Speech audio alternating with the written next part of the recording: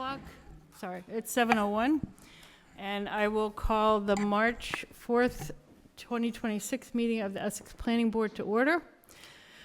Right off the bat, we will take a motion to open the public hearing on the definitive subdivision plan application by Bell Point LLC for property at 0 Essex Park Road and 0 Pond Street Rear, map 147, lot 19, map 142, lots 30 and 31, to create a 36-lot open space residential development called an OSRD subdivision under the Town of Essex rules and regulations relative to subdivision control, Massachusetts General Law, Chapter 41, Sections 81K through 81GG, the subdivision control law, and per a special permit issued on September 3rd, 2025, per Section 6-8, Open Space Residential Development, OSRD, of the Town of Essex zoning bylaw. Take a motion? So moved. Thank you, Matt. Second? Second. Ariel, second. All those in favor? Aye. Aye.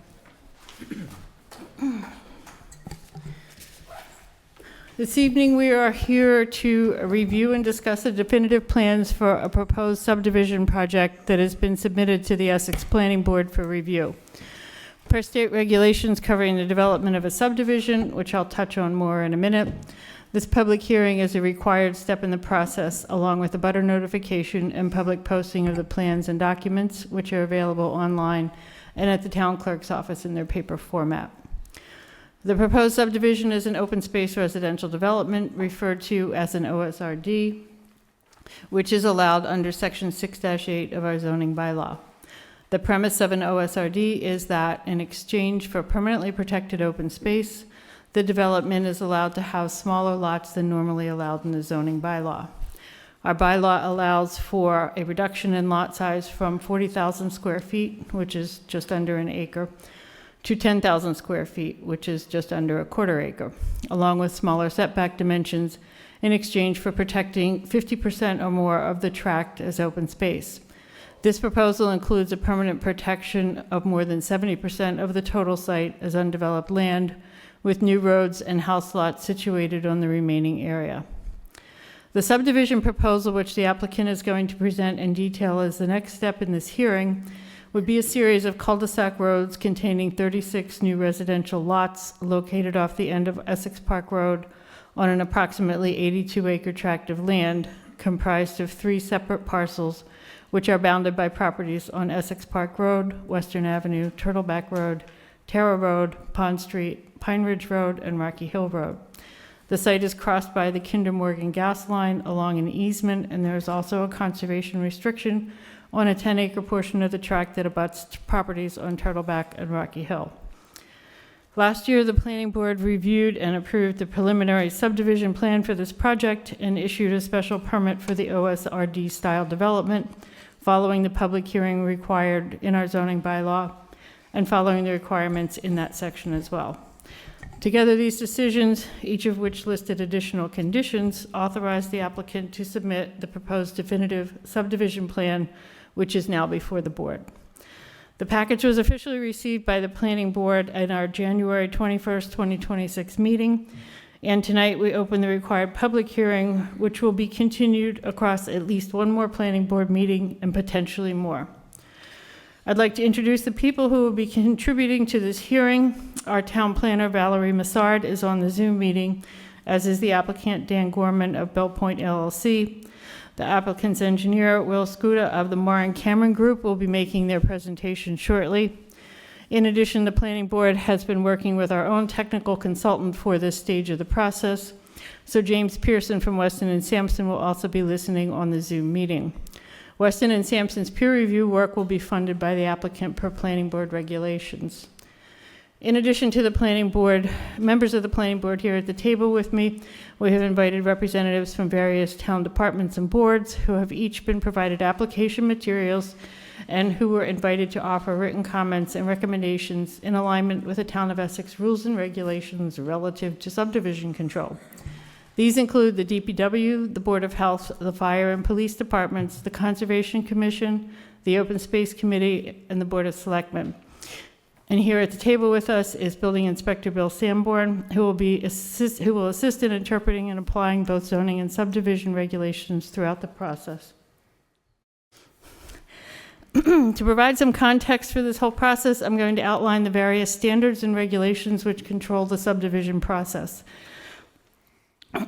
These govern the design features of the subdivision, and they also ensure both public safety and environmental protection throughout the entire development process, as well as for the final constructed project.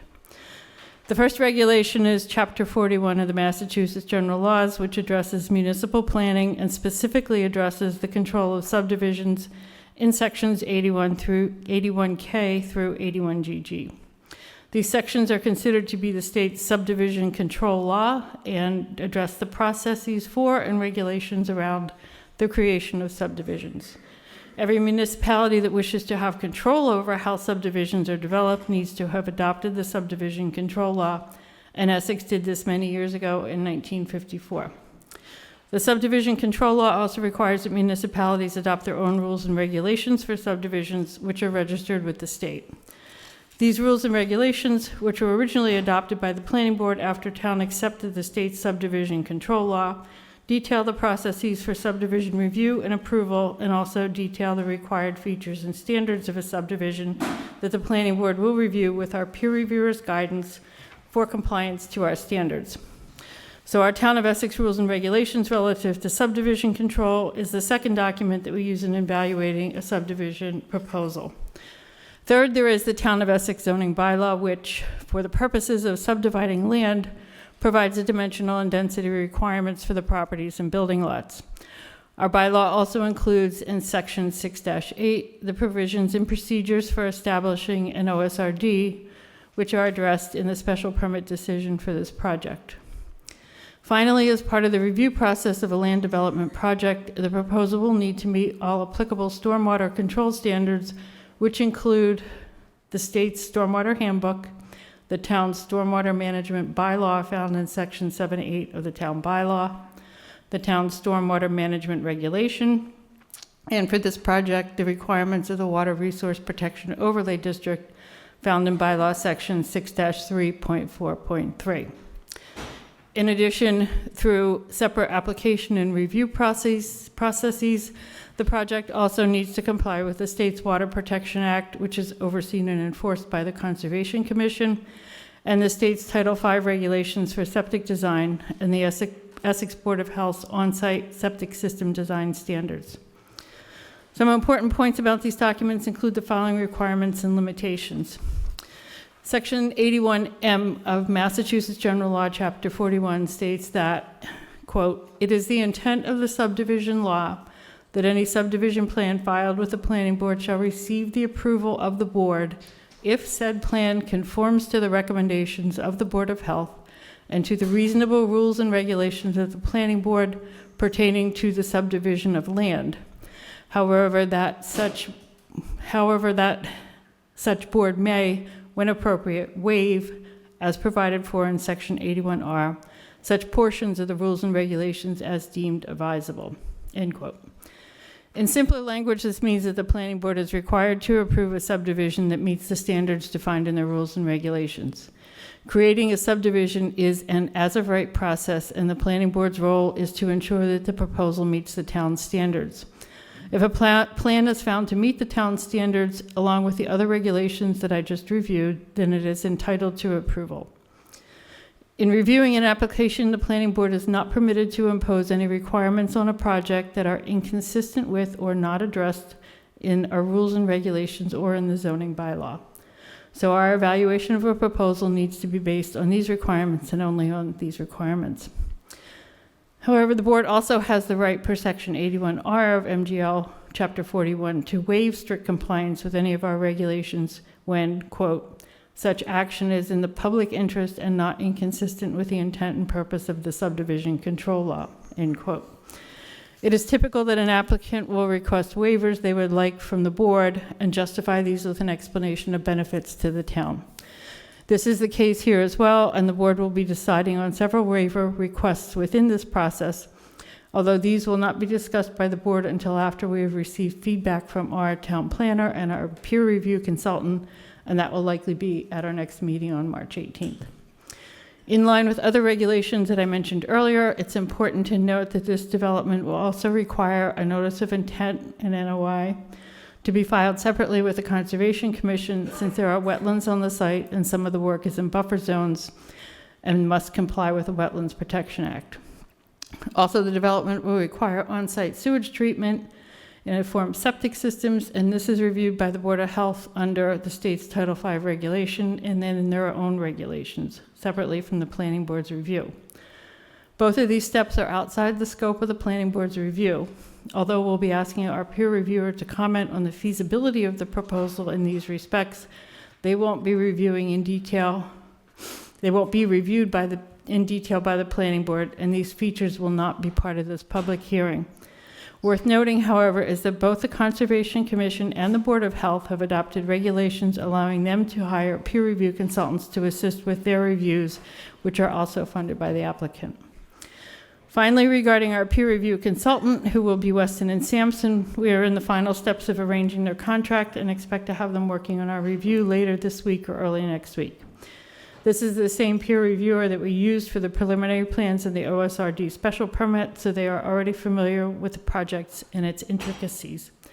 The peer review will be a process where the Planning Board will work with the peer reviewer, getting technical guidance on a broad range of features of the project via written reports based on the scope of work that we have outlined.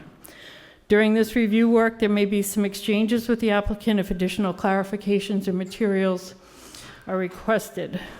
At this time, it is difficult to predict how the process will evolve, but the information and conversations and any deliberations will be held in subsequent sessions of this public hearing. The Planning Board is working with a document we have prepared to guide our review, which lists all the features of the subdivision that need to be reviewed and all the regulations that need to be met, along with specific questions for the peer review and/or other departments or boards. This document is being used to establish the peer review scope and will also work as a checklist for the Planning Board to ensure that we're thorough and we complete our review. Therefore, we're affectionately calling this document the Table of Everything. And after this evening's initial hearing, this document will be updated and loaded into the Planning Board's webpage in the tab devoted to this project where all documentation can be found. Now I'm finally going to turn the floor over to the applicant and their engineer to present the definitive subdivision plan application package. After the presentation, we will move on to hear comments and questions from the other boards and departments involved in the process, including the Planning Board. I will enter into the record written reports as received as part of the process outlined in the subdivision rules and regulations, and representatives of those groups will be invited to speak if they wish.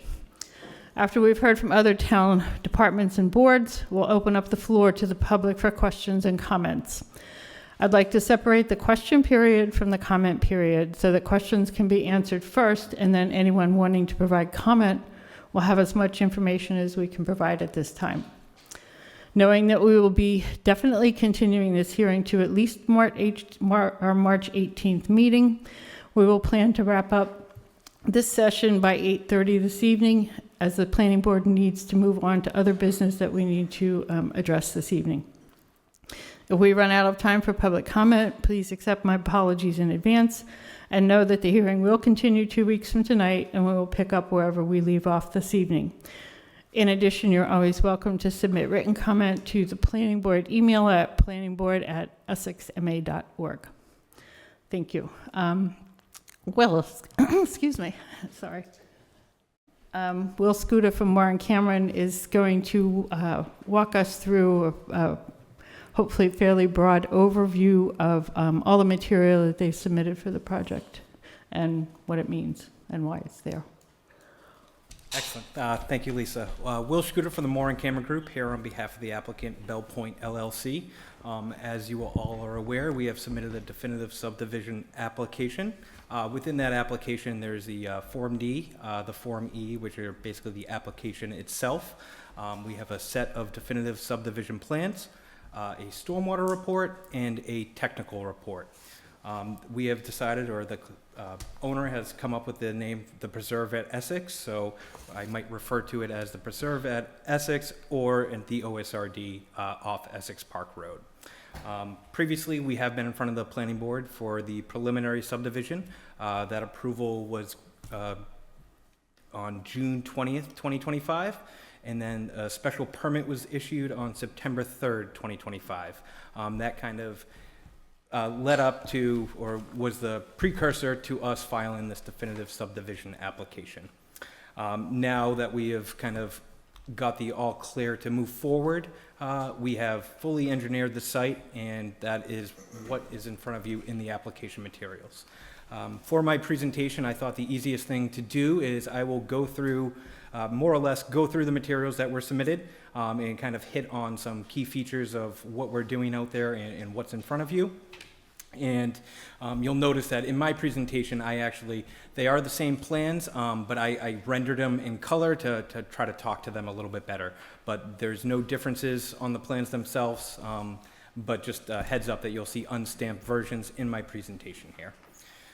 So going through the plans first, we just have basically on the cover sheet, this kind of gives you a list of all the drawings within here. It's pretty elaborate, 58 drawing sheets themselves, and they contain numerous things from existing conditions to the actual site plans.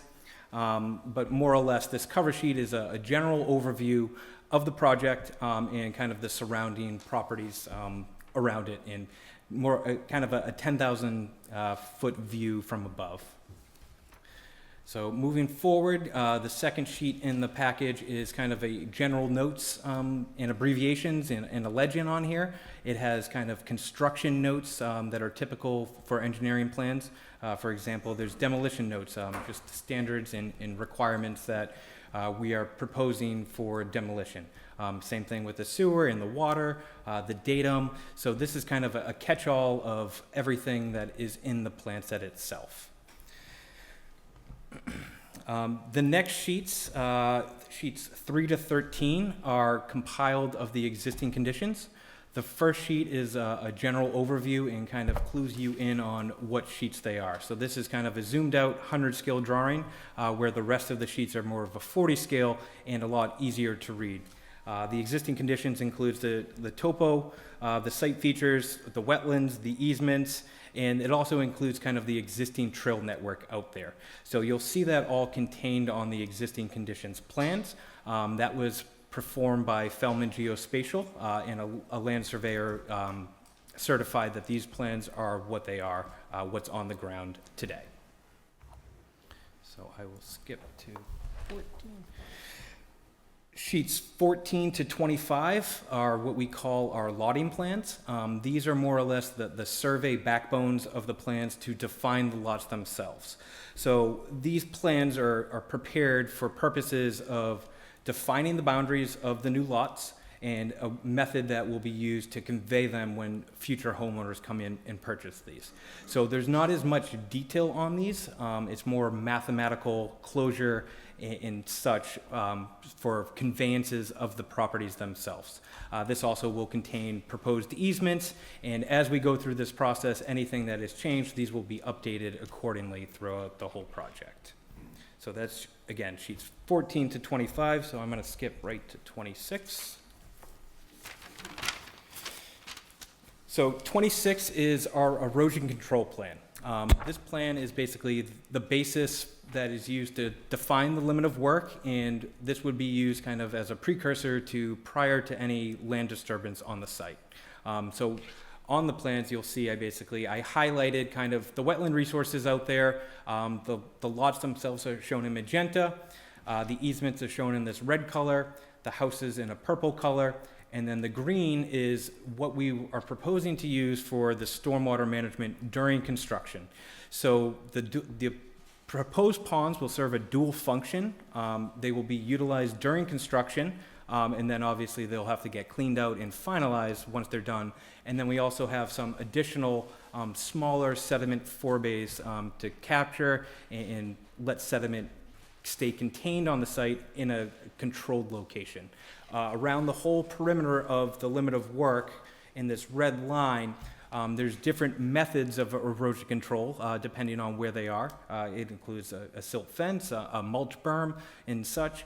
But the idea is to show the limit of work of potential disturbance.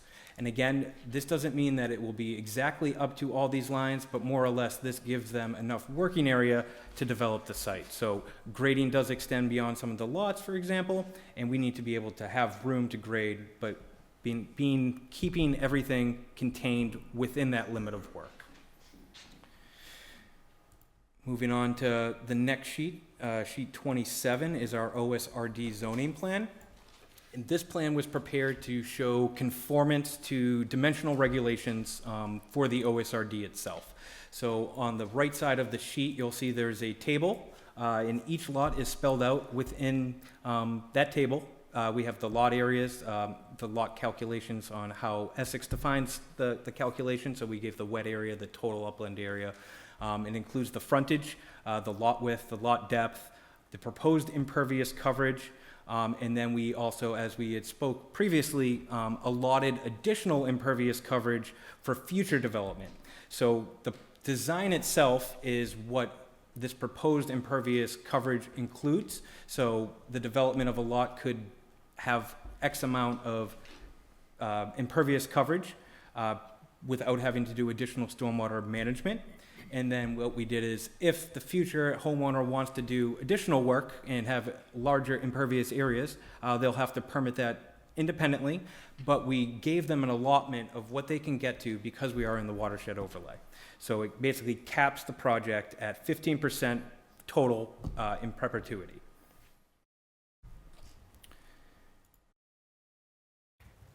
The next sheet is our OSRD calculation plan. On here, we hatched areas to try to help define and graphically show the different areas, but all the calculations are spelled out in kind of the top right of the page.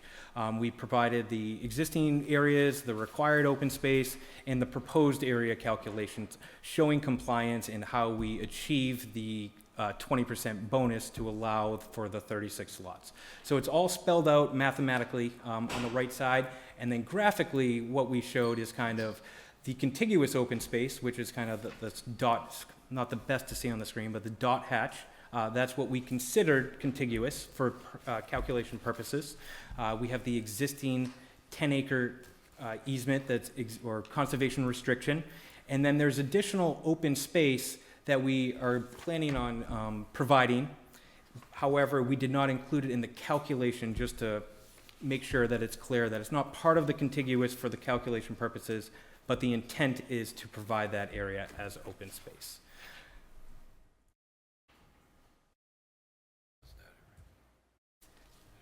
Moving on to sheet 29, this is where we start getting into our site plans, which include kind of the site development and the grading of the properties, the gradings of the road, and utility infrastructure. So the first sheet is kind of a general overview showing the complete site. Again, we just try to highlight the stormwater areas kind of throughout the site in blue. The orange are going to be the proposed leaching facilities, and then you'll see the house lots and the roadways kind of shown on the plan. The rest of the property is highlighted in the pink, magenta color, and you'll see that this is all provided open space. So we do have topographic mapping outside of the extent of our work of our complete parcel, but the intent is to stay within that limit of work as shown on the erosion control plan. Could I interrupt you a sec, Will, if you don't mind? The rectangles that you're showing on this plan, if you could explain that about the house footprint, because that does not mean the house needs to go there, and it doesn't mean the house is that big. Understood. Yeah. Just to clarify for people that that's not a decision, it's just a visual aid right now. Yeah. So for design purposes, we basically just show a box, a footprint of where a house potentially could be. It doesn't mean it could be this size, it could be smaller, it could be larger, it could be a different shape. However, for the design purposes, the intent and for calculations of impervious area and stormwater management, we just kind of show a box, a generalized box. If I zoom in on a lot, you will see that we actually show the setback area, conformance to zoning, that within this box, as long as it complies to zoning and other regulations, the house footprint could theoretically be. So we're just designing a footprint, not necessarily the house is going to be here or end up here, but we show a house and a driveway, again, for calculation purposes. But if you look, we actually do show kind of the setback requirement, that the rear yard, the front yard, and the side yards of where a potential house could fit. So these could shift in the future, and that would be something that when we go through the building process or building permit process, we would actually file an individual plan showing conformance with the zoning requirements, so the setbacks of the OSRD. So again, this is kind of just an overview, and now what I'm going to do is I'll get into kind of the smaller scale drawings so we can kind of see what's going on. So the first sheet is to highlight the drainage. So the drainage system is kind of a large overall drainage system that's all combined. The idea that we tried to do is spread it out throughout the site so we don't just have one massive pond where all the water goes and ends up. There was actually 4 design points, I believe, for this project that we analyzed. And so when we design our stormwater, we design it to the Mass State Stormwater Handbook standards. So that requires mitigation for flow and rate. And then we also design it for the Essex Stormwater Bylaw as well. The Essex Stormwater Bylaw is actually more stringent than the state. It requires phosphorus treatment or methods to manage phosphorus and nitrogen. And it also requires that we reduce our storm volume and our rate for the 2 and the 10 year, as well as mitigate all the way up to the 100-year storm. So that means that we can't increase our flow or our volume post-development from what it was basically as a wooded lot once everything is fully built out. You'll see too, each individual house does have dry wells. So that also helps kind of spread out the groundwater recharge. So it's not occurring all in one spot. It basically lessens the impact of everything going to one spot and trying to manage it all from one location. So within here, you'll see in the roadway itself, there's going to be a closed network, drainage network. This consists of a typical catch basin and a drain manhole configuration. And most of these have either before they discharge to a pond, or this one actually is going to be discharging directly, they have what we call a proprietary treatment device. That treats the stormwater to a certain standard before we're allowed to discharge it. So you'll see in the packet there's calculations for both this whole system, the catch basin going through the water quality unit before it discharges. So all of these houses, again, they all have individual roof recharge systems. They're sized for a certain storm. When that storm basically fills these systems, excess flow is managed a different way, whether it goes to a pond, it goes overland flow to the design point, but the idea is to spread out everything throughout the whole site, and that's why we chose to use roof recharge systems on every plan. So you'll see we have a large infiltration basin kind of in the back. This is kind of a larger pond, but again, we designed for a design point. So this is one of the low spots. This wetland in the back is a low spot where everything naturally pre-development was going, and now we're just kind of adding a pond to mitigate the impacts from the development itself. Out front, due to kind of the elevation change, this road goes up right from the beginning. So it's really hard to capture and treat. So we're proposing a pervious pavement in a portion of this. And you'll also see, just because of the grades, we have a smaller kind of, instead of a roof recharge, is kind of just a small depressed area that will allow the water to infiltrate into the ground right at the source from the roof here. The next sheet, and you'll see 3 of these in a row, are basically, this is to highlight our collection system for our sewer system. The sewer, the septic, I should say, is a combination of 2 different systems that are independent of each other for the development. One of them contains 11 houses and the other one's 15 houses. So there's enough, everything is collected individually through a septic tank at the house, and we're still working through the design, so it will change slightly, but the intent is still the same here. That everything goes to an individual septic tank before it is collected, and ultimately it will find its way down to the leaching fields in the back. So more or less there's two main sewer systems that are going to be part of this single project. So you'll see, and when we get through the design, that there's going to be a series of pumps that are required for some of the houses just due to elevation. This site does climb and fall, so throughout the development there's going to be high and low spots, and they'll need mechanical systems to lift that effluent to ultimately get to the discharge spot. So you'll also see on here that we have the water main. We had worked with DPW and discussed this with them, that the part of the project is to take the water main that dead ends on Essex Park Road, and that will loop all the way through our site, service all our properties, and it will continue and go down the emergency access road and connect into the water main on Turtlebeck. So what that does is it also creates a redundancy for the town. So now instead of having dead-end mains, it will create a loop, more or less, for the town's water supply system that improves water quality, pressure, and flow.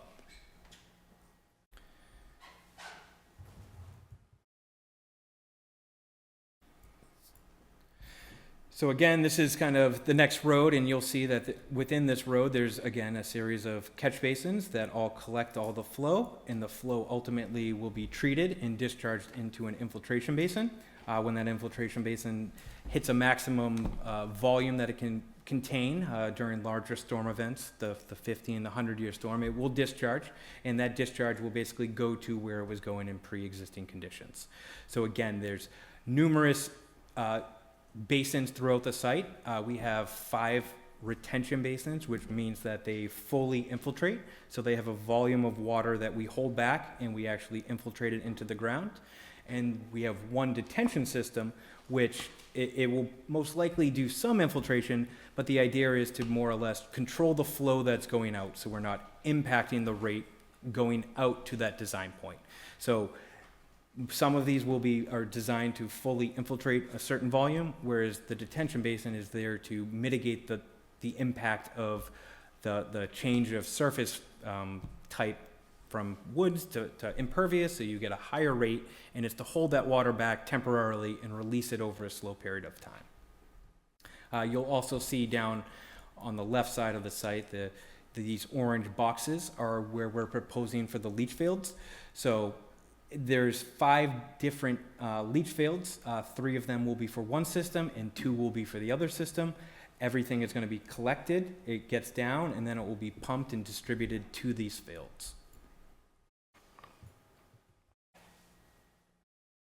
Again, the water main is going to loop all the way down, and it's going to come and dead end at the end of our road here.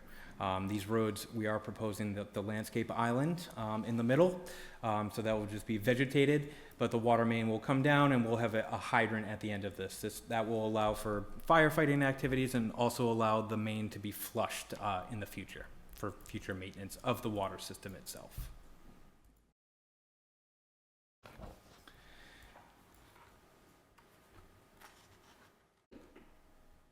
This is the southern side of the property, and again, there's a series of different ponds that are collecting the runoff from these properties in the developed site, and they are going to all function kind of in unison as one overall system for the OSRD development itself. You will see on the emergency access road, we do have a stone trench running along this property. Again, that is to promote infiltration and groundwater recharge coming from this paved roadway that's going to be going through from our site out and eventually getting out to Turtleback Road. Again, the intent and the idea of this is emergency access only. It will be a gated a road, but for emergency personnel, we'll be able to get full access in the event that they need to use it. The water main itself, I'll go to the next sheet. For this, you will see it does loop. It comes all the way through our site and up and eventually out. And I apologize, this is a long piece of the property, so this is actually just a match line. So this line right here actually goes up to the top here, and you'll see that it goes out. Speaking with some of the abutters in the fire department, the intent is to leave the existing common driveway as is. We don't want to show it as a road and have more people coming down here. Most likely it will be a gravel access from the end of their existing driveway down to our new roadway, and from there on, it will be a completely paved road, and that's where the gate will be. So it's going to prevent folks from basically knowing that it's a roadway, and using it and getting down and figuring out, well, it's a gated area, they can't really get down there.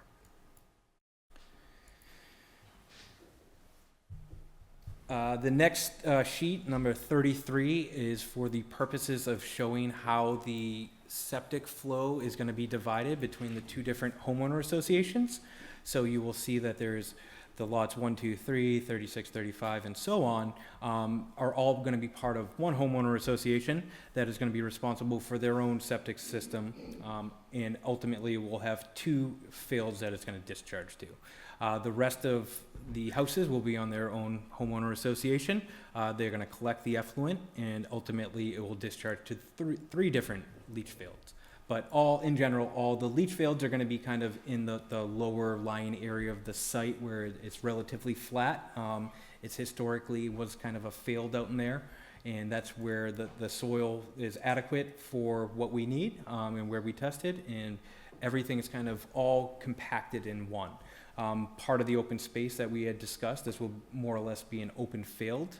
It will be maintained to a degree that, there's not going to be woody vegetation growing through here, but the idea is to leave this as part of the open space as a different use rather than the wooded portion of the property.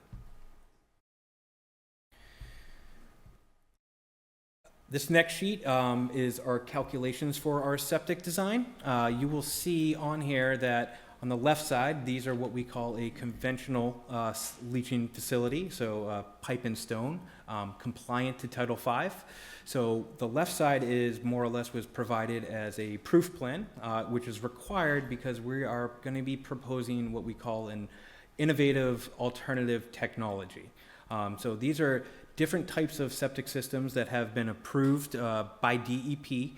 They provide different types of treatment than just a pipe and stone, and they have all been vetted and approved by DEP, but you still have to prove that you could build a conventional system. So the reasoning that you see two different boxes and squares on this plan is one is more or less a proof plan showing that we can fit conventional, and we have decided to go with the IA technology, and that's why this plan over here is showing compliance. One thing to note is that if you look on some of these setbacks, you have a 53-foot setback to a wetland, to a conventional, and that same, more or less same field, same flow rate going to it, is going to be increased to 65. So one of the benefits is that you get a reduced footprint, and we're able to pull those further away from some of the resource areas.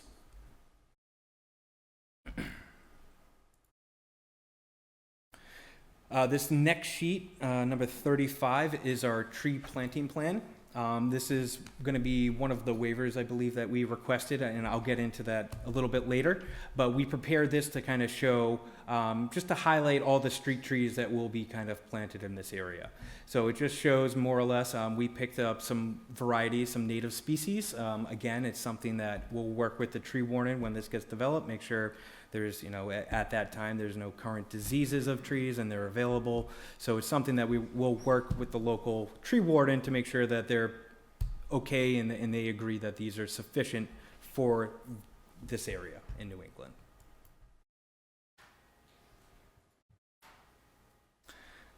The next sheets, number 36 to 42, are our street profiles.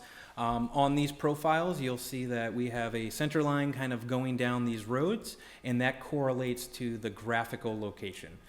These are exaggerated, so it looks a lot taller than it really is. It's a 40 scale horizontally and a 4 scale vertically, so it's almost a 10-time factor that when you look at these, and that's why they graphically looks a lot steeper than it really will be.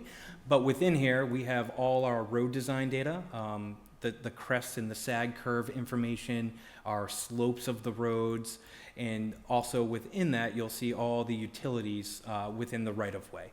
So this has a lot of information, but this is what when they go to construct to confirm that you're not going to have conflicts with pipes and how do you actually install this. So you'll see that we have like the water main on here, we have our sewer mains and our catch basins, and this is actually one of the wetland crossings showing the culvert. So ultimately you can't go through this, so we're going to go under it with the water, and that's what we're showing on these profiles. So each road, in some of the longer roads actually have multiple sheets, but they all correlate to what is shown above on the plan view is depicted down on the profile view. So that's going to be sheets 36 to 42. And jumping to sheet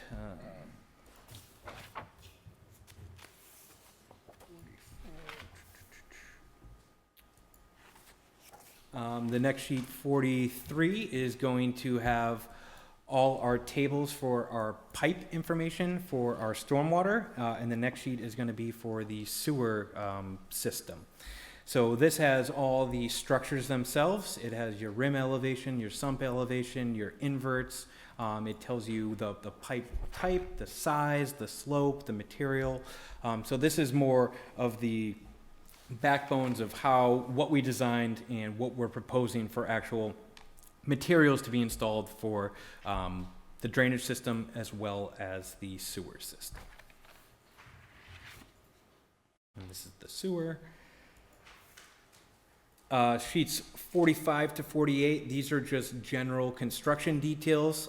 Some of them are specific, for example, to Essex, the road cross-section. So you'll see that we call these just our general construction details.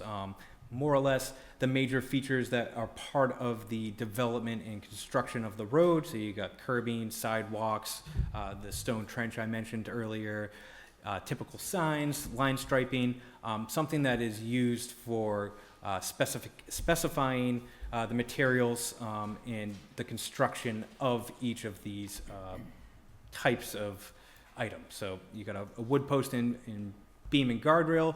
It will actually tell you the spacing between the posts and all the other information that's relevant to be able to construct that.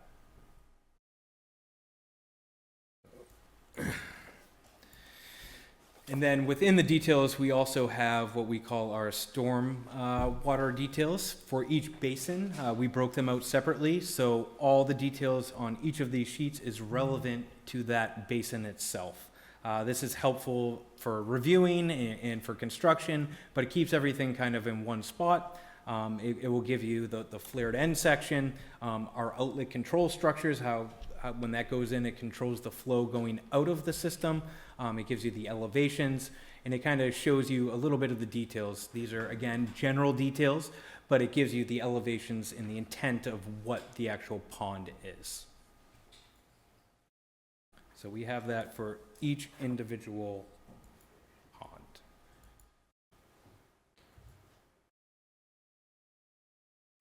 pond. And then page 55 to 56, we have two different wetland crossings. We are proposing to use a box culvert for the crossings. What happens is you basically sink that box culvert down on a structural base, and it will get infilled with soil. So it will act as a natural feature in the end of it, but it is a concrete structure that where you can basically use to cross the wetland, provide access for animals to go through and water to flow through, still connecting the two wetlands, and also be able to kind of construct the road and drive over it. So that's what these two details are. They're just the box culvert showing the intent of how these are going to get built and kind of what goes into the actual wetland crossing itself. Again, we are going to go through conservation.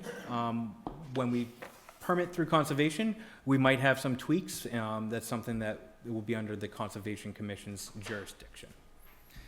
And then the last few pages, 2 pages, are going to be all the soil logs of kind of depicting what we did and what we found out there throughout the site. So you'll see that there's 2 sheets, pretty extensive amount of soil testing that we have done out there. So that is kind of the plan set, and what I'll do is I'll just kind of, I think I need to bring them up, but I'll go through our 2 other reports quickly. So the first one is our stormwater management report. This is more or less exclusive to the stormwater design and showing compliance with the state regulations and the local regulations. So within this packet, you'll see that there's kind of a narrative. It goes through the existing description of the site, how and what we evaluated, the reasoning why we did it, and the methods that we used. Within this packet as well, you'll see that there's a checklist that is required. Part of the state regulations require what they call the stormwater management report checklist. So that is contained in here. And then we have the existing and the proposed hydrologic analysis. It's pretty elaborate. There's a lot of paper and information in that, but we use a program called HydroCAD for our analysis, and that's what a bulk of this report is. There's also going to be our construction phase and our long-term operation and maintenance plans. Those highlight kind of throughout construction ways to mitigate any issues and prevent sediment from leaving the site. And the long term is for the operation and maintenance of the system itself that is going to be required by the homeowner associations. So that's all outlined within those two documents.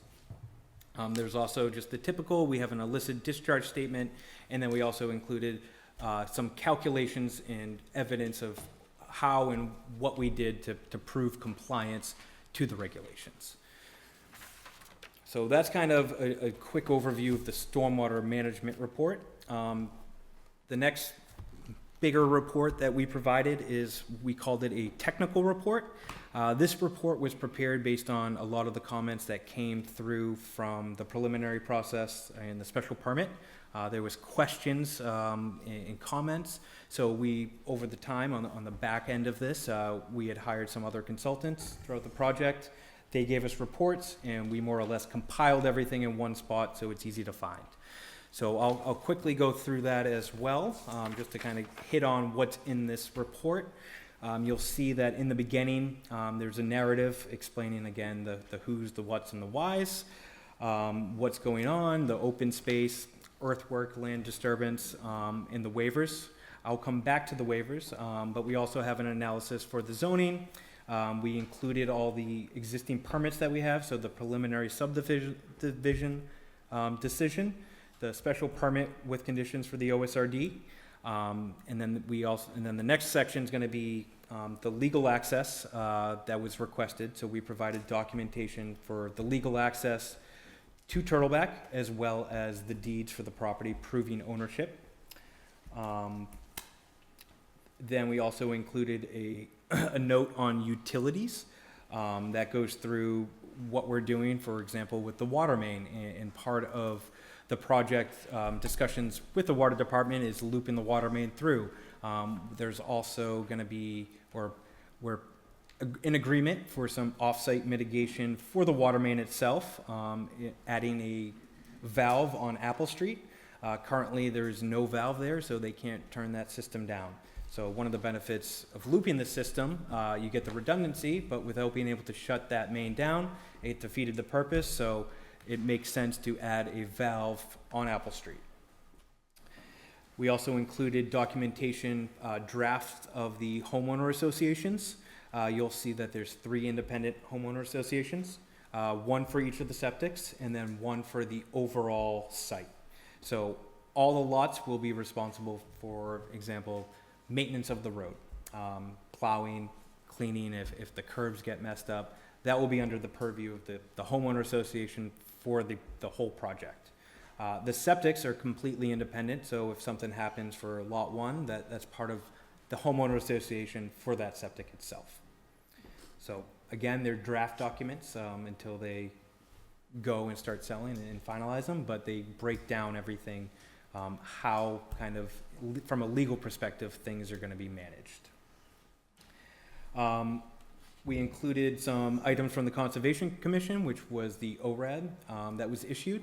So that's the delineation that we had done prior to meeting with you guys. That was kind of the first step. We went to Conservation and they approved the resources that we are showing on our plans.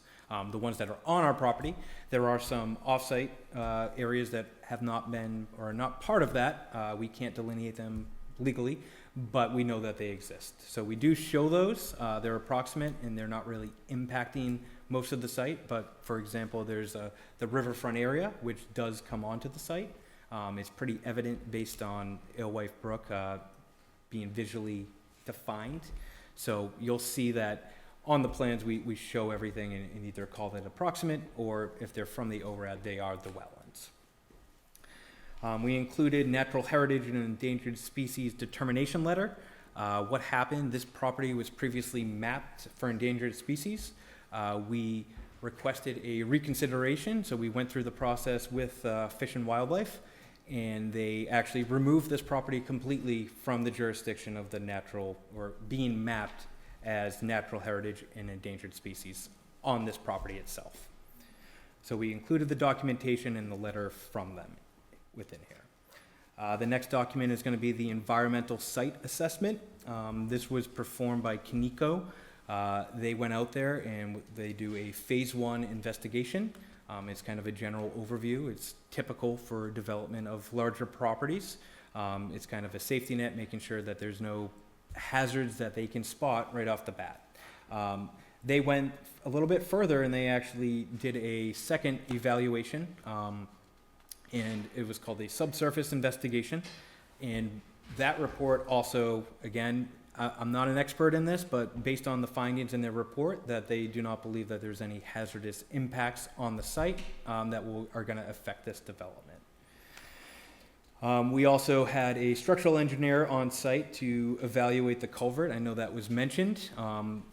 He went out there, and based on review of the culvert, it appears to be in good shape, working order. I know that it's a public road. It's used quite frequently, but he did not see any issues or foresee any issues from impacts from this development. The next is going to be our traffic impact assessment prepared by Vinace. They went out, they do their traffic analysis on the main road and the impact of adding the 36 house lots and what that does. They determined that the level of service of the road is not going to be impacted by this development itself. So that report is in here as well. And we also performed a FEMA base flood determination that was requested. We are in a zone A. But we documented that and performed the calculation showing that the zone A to determine the floodplain elevation on our property and that we are not impacting it. So that is included in this. We also performed a very quick cut fill analysis. You'll see we actually provided kind of a table that includes some assumptions on, thickness of loam. But we provided that, and we also provided a graphic that kind of shows you where the cut and where the fill will be occurring. So it's kind of a color-coded sheet in that plan set, or in this report, and you'll see that the darker the color, either the more fill or the more cut, but you'll see that we try to balance the site as much as possible. And the last, there's a lot of appendices that include all these reports. One that is I believe it's the subsurface investigation report. Within the report itself, we did not print the 600 plus pages of the data.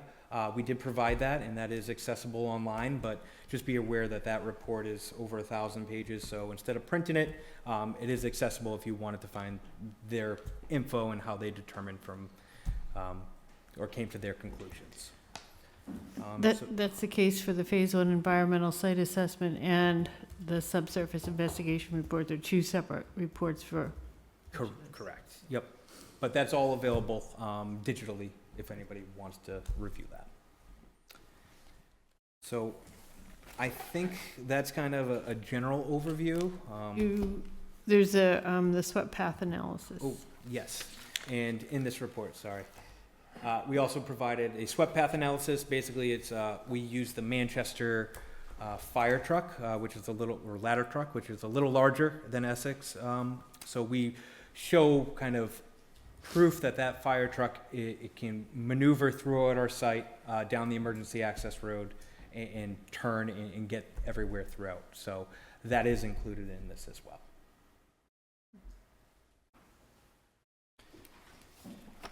So that's kind of a brief overview. I'm happy to get into any more details as needed, but in general, that's kind of what's going on out here and how we came to where we are. Thank you. That was a good comprehensive overview of all the materials that we have in front of us, which are, this is the technical report. The stormwater report is just as big, and the materials are in the back of the room for anyone to look at. They're also available at the planning board's office, although we have limited hours there, and you would need to schedule that, but anytime town hall is open, the town clerk's office is open, and they have a full set of documents there as well.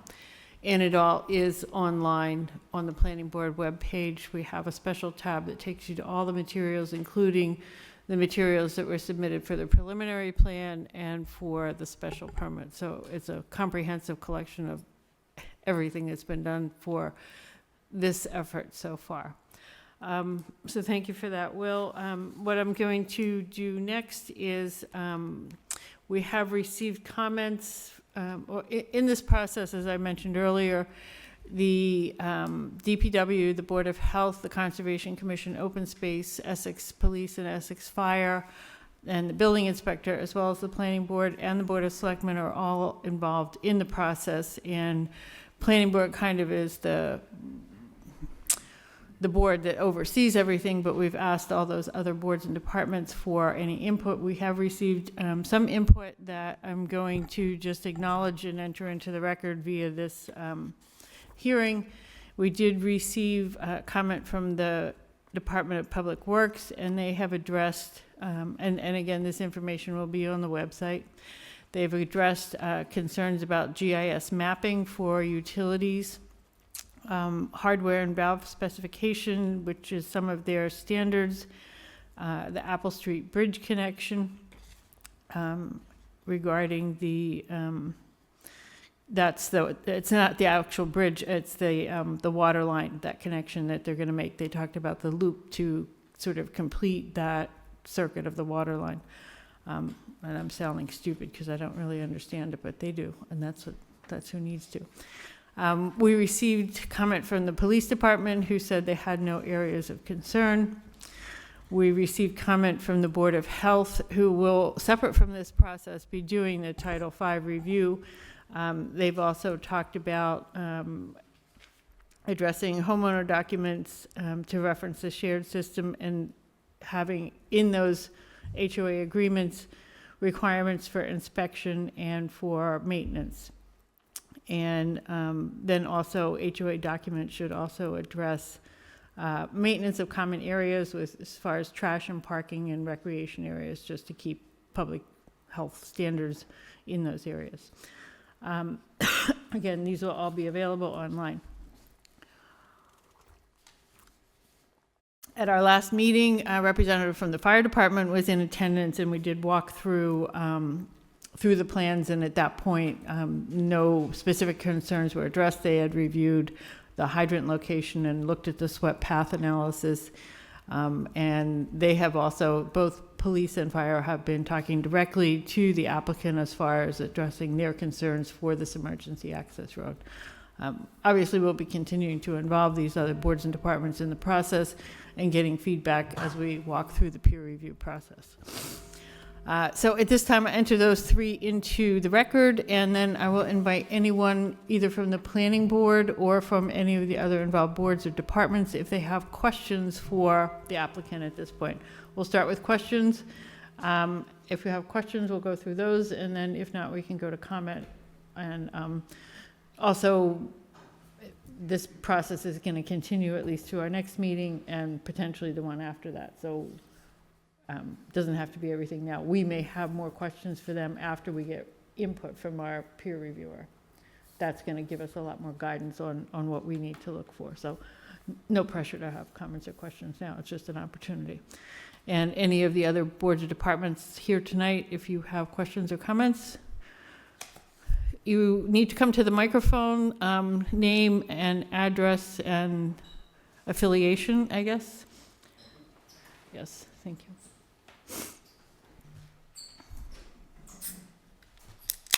Hi, I'm Cliff Agaloff, 44 Addison Street. I am co-chair of the Essex Conservation Commission, and we'd love to hear from you.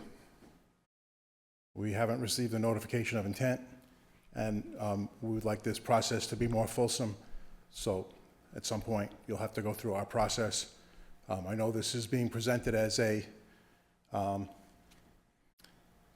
plan, as a definitive plan, but there is another process that has to be engaged, and I'm not clear what the benefit is to have this process without a parallel process that includes the Conservation Commission. So there will be another track of review and other public hearings and other peer review to review things like stormwater and other environmental issues that are the Conservation Commission's charge under the Wetlands Protection Act. So we welcome your notification of intent. You'll notice that we did not comment on the form that was provided to us, only because we did not wish to prejudice our review by saying it was approved or not approved. And so we opted not to comment on this document because it was not provided to us in a notification of intent. So it's not to our lack of interest, but it's to that we didn't receive an application in the format that is required by the Conservation Commission, and that is a notification of intent as designed and is intended by the state of Massachusetts under the Wetlands Protection Act. So we look forward to engaging you in that process. Thank you. Thank you, Cliff. Will, do you want to talk about the NOI process? Yes, we're actively working on it, and it will be forthcoming probably in the next week or so, probably 2 weeks. The wetland scientists, we had a couple delays, but the intent is to get that submitted and in front of the Conservation Commission as soon as possible. Right, and it is a separate and hopefully parallel process, and if that starts soon, that will be good. We have, with our process for the definitive plan review, we have a 90-day timeline, which right now takes us through April 21st. That's not to say that's a hard and fast. We can always request an extension from the applicant if we feel we need more time for any reason, and particularly if we're asking for additional clarifications or additional material.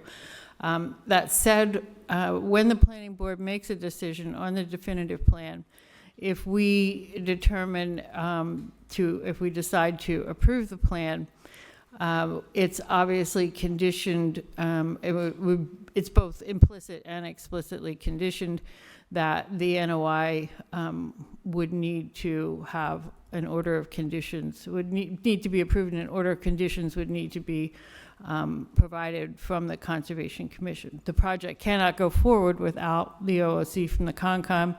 Same way the Title V process through the Board of Health will be following along.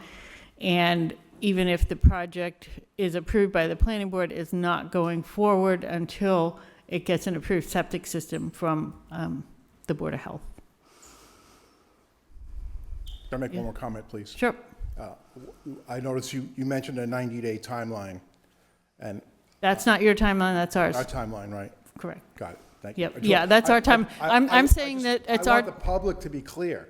right, and That the process is bifurcated. It's not a unified process. correct. And And maybe that, in an and ideal Essex, we would have a process that's a little more cohesive. But as it stands now, we have our own timeline, and Correct. And so I just want to make, for public information, make that clear. no, and that's, I've tried to make clear that our process, even if we provide an approval, it's meaningless until you also get they also get an order of conditions from the Concom, which will, your timeline, because you haven't gotten the NOI yet, is probably going to go past our timeline. And when we issue a decision, if it's an approval, it's going to be conditional on your approval as well. Right, and we do anticipate a lot of public participation, and I hope there is, at the review level, when Concom holds its hearings, and that the plans that are presented to you may be different, but it's going to be on our timeline. So the project may be somewhat transformed from the way it's presented tonight. So I encourage the public to participate along the way. Thank you. Thank you. Any other boards or departments here this evening who want to provide comment or questions? Anyone online? Val is online. Does Val have anything to, Teresa, is Val? She is online.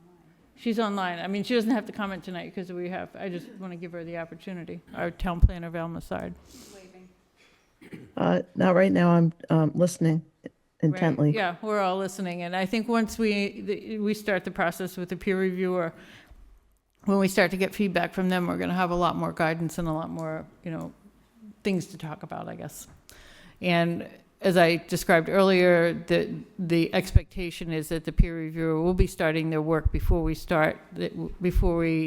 reconvene the hearing on 2 weeks from tonight on March 18th. So at that point, we'll be able to share some of their preliminary thoughts on it, and that will definitely prompt some more likely discussion and questions.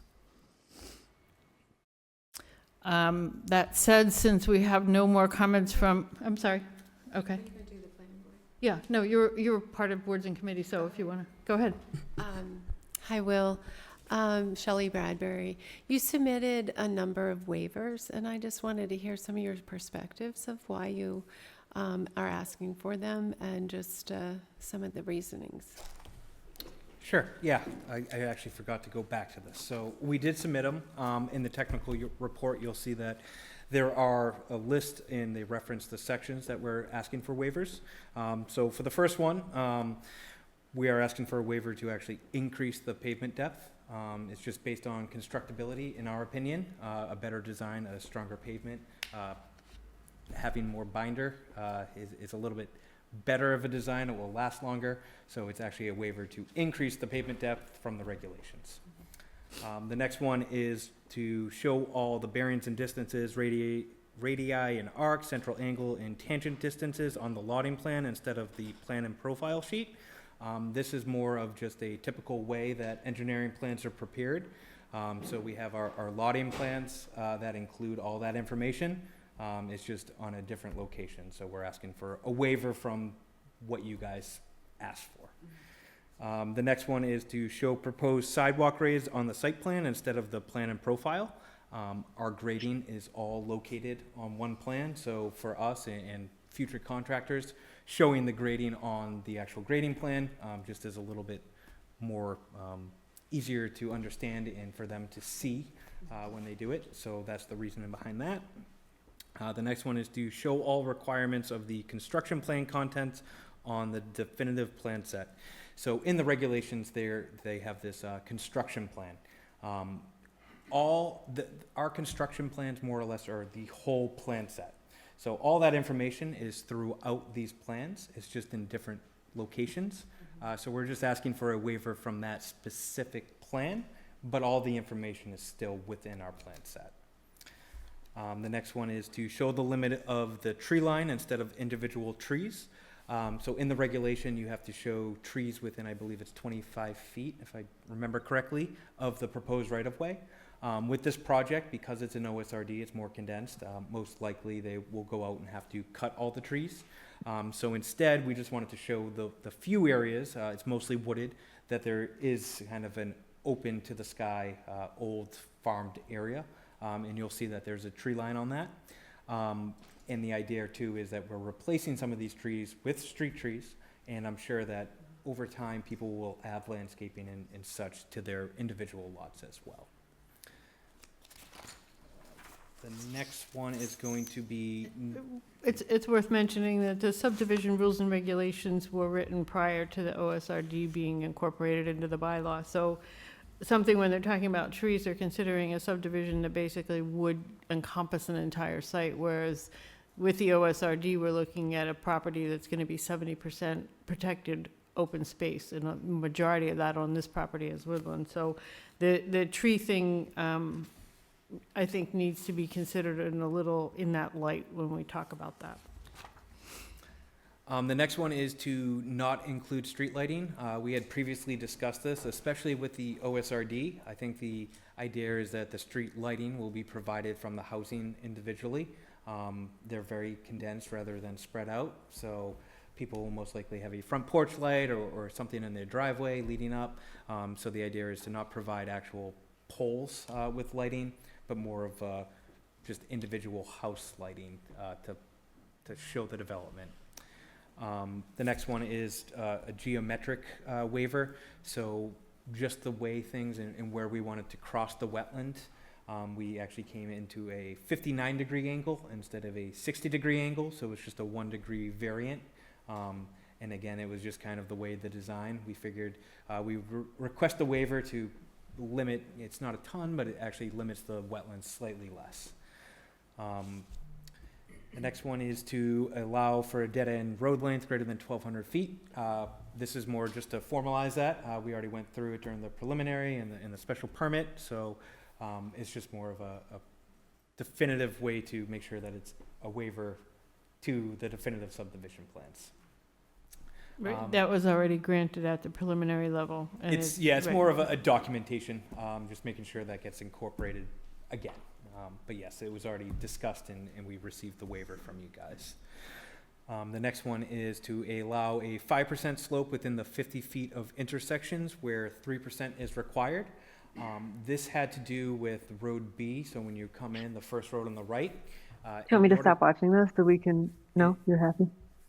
In order to have the best design to match the existing grades to the extent practicable, to limit the cut fill, we just wanted to increase that to 5%.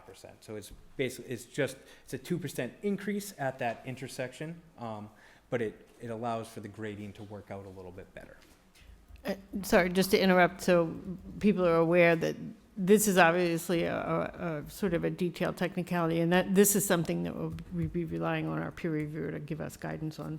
And that's why that's in the scope is, and why we're not going to talk about waivers tonight is that we've asked the peer reviewer to weigh in and give his recommendations on these waivers as well. The next one is to use what we call HDPE pipe, high-density polyethylene, for our drainage system. That is kind of the normal standard nowadays. It used to be reinforced concrete pipe, but we're just requesting a waiver from the reinforced concrete pipe to allow us to just use the HDPE, which is more standard for construction these days. And the last one is to allow the tree locations as shown on that tree plan. I mentioned that before. Based on the OSRD, it says to use a typical 75 feet approximately, because we have denser housing and lots.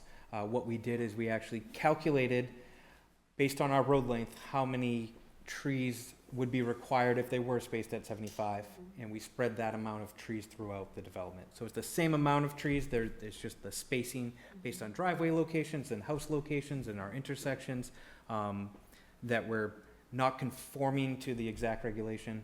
We just want to do it a different way. Thank you. Thank you. Any other questions from planning board members? Ariel? So you said the HOA, the homeowners association, will manage all the stormwater features, correct? Correct. Yep. Okay. And that includes leaching fields, retention ponds, which are essentially in the open space, correct? Yes, the leaching fields are septic. Those are under two different homeowner associations, and the third, for the complete development, would be responsible for the operation and maintenance of the stormwater system. But some of those are located in the open space outside of the property line Correct. of the HOA. Correct. Yep. Okay, so I'm just concerned that whoever assumes control of the open space, let's say it's the town, that the homeowners association would always assume all the costs and maintenance and upkeep. This is a private development. It will be clearly written that they are fully responsible. The one thing that I found in my experience is the enforcement of who, but if there's somebody that mentions it, and they are very well aware, they'll be, before they sign documents to purchase the property, that they are responsible, part of their homeowner association will be responsible for the maintenance of the operation, in operation and maintenance of the stormwater as well as the septics. And we will have legal counsel doing a review of the sample homeowner documents and giving us feedback on that too,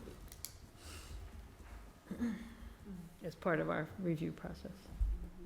And just to make it a little clearer, so some of the stormwater is, and the septics are within the open space. What we'll do is we'll provide an easement, and that will be written in the document, so they're allowed to access and maintain those areas in Via perpetuity. Via easements. Via easements, correct. Similar, just to keep going, but these pipes, they actually go down a lot line and split the lot line on the private property, but we have an easement that allows access, that they can't build anything, and it will allow the management company or whoever is going to be doing the work to actually access that pipe and get to the stormwater infrastructure. See, this is why we have big tables, so that we can keep track of all these little moving parts. Our big table is going to get bigger too. Okay, so if there's no more questions from the planning board, I will open up the floor to members of the public. What I would like to do in this process is, if people have questions, I would like to handle those first before we start taking comment. If you have a question, please approach the microphone, and you need to provide your name and your address, and then you can address your question to either the applicant or the planning board.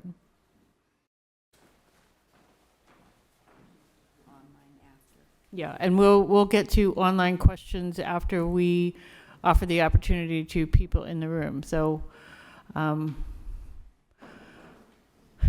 this won't be your only chance, because after we go through the peer review process, we'll be learning more information and we'll be getting their feedback. So we'll be, again, taking public comment and questions as we go each evening. Josh Franklin, 11 Turtleback Road. This question's for Will. So I live on one of the 3 houses that's on the common driveway that connects to the emergency access. And it looks like the water main that's being connected goes right underneath the existing common driveway. So I guess my 2 questions are, 1, how are we going to access our homes while that is going on? And then 2, once that work is complete, will the common driveway be restored to its original condition? Yes, we haven't figured out quite the construction details, but there will be remaining access. So whether they plate it temporarily or they'll probably do it in sections, and then it would be fully restored to what it was. Okay. So that's post-construction. It will look very similar or the exact same as what it is now. We'll go for better. We just paved it a year ago, so. I'm kidding. But yes, and again, it will be, I mean, they're not going to cut you off access to your house. They'll maintain it. I'm not sure the methods quite yet, but they'll definitely not allow you to not access your property during the construction installation. Okay, thank you.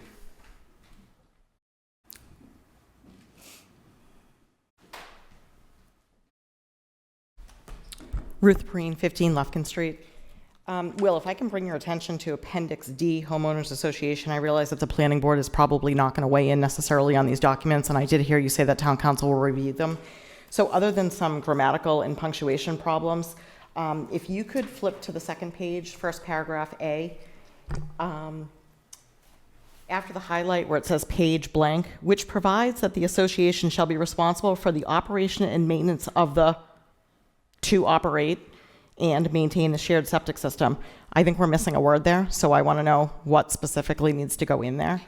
And then I bring your attention to Article 3 under the Board of Directors. First of all, under A, powers and duties, I think right there is where Ariel was talking about the open space and who's going to maintain it. I think we need an E in there to talk about the open space being maintained and the associated expenses will fall on the shoulders of the homeowners association, so that should be E.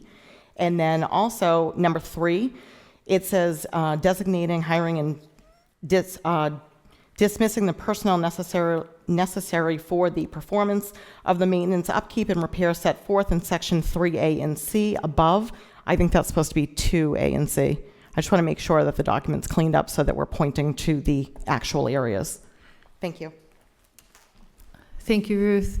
These are draft documents. The planning board will be reviewing them, and we will be getting guidance from both Val Massard, the town planner, and town council in the review of these. So right now, these are sort of placeholders, and as the process goes through, we'll definitely be working to clean them up, and I anticipate there may be other conditions that we'll be adding as well as we go through the process.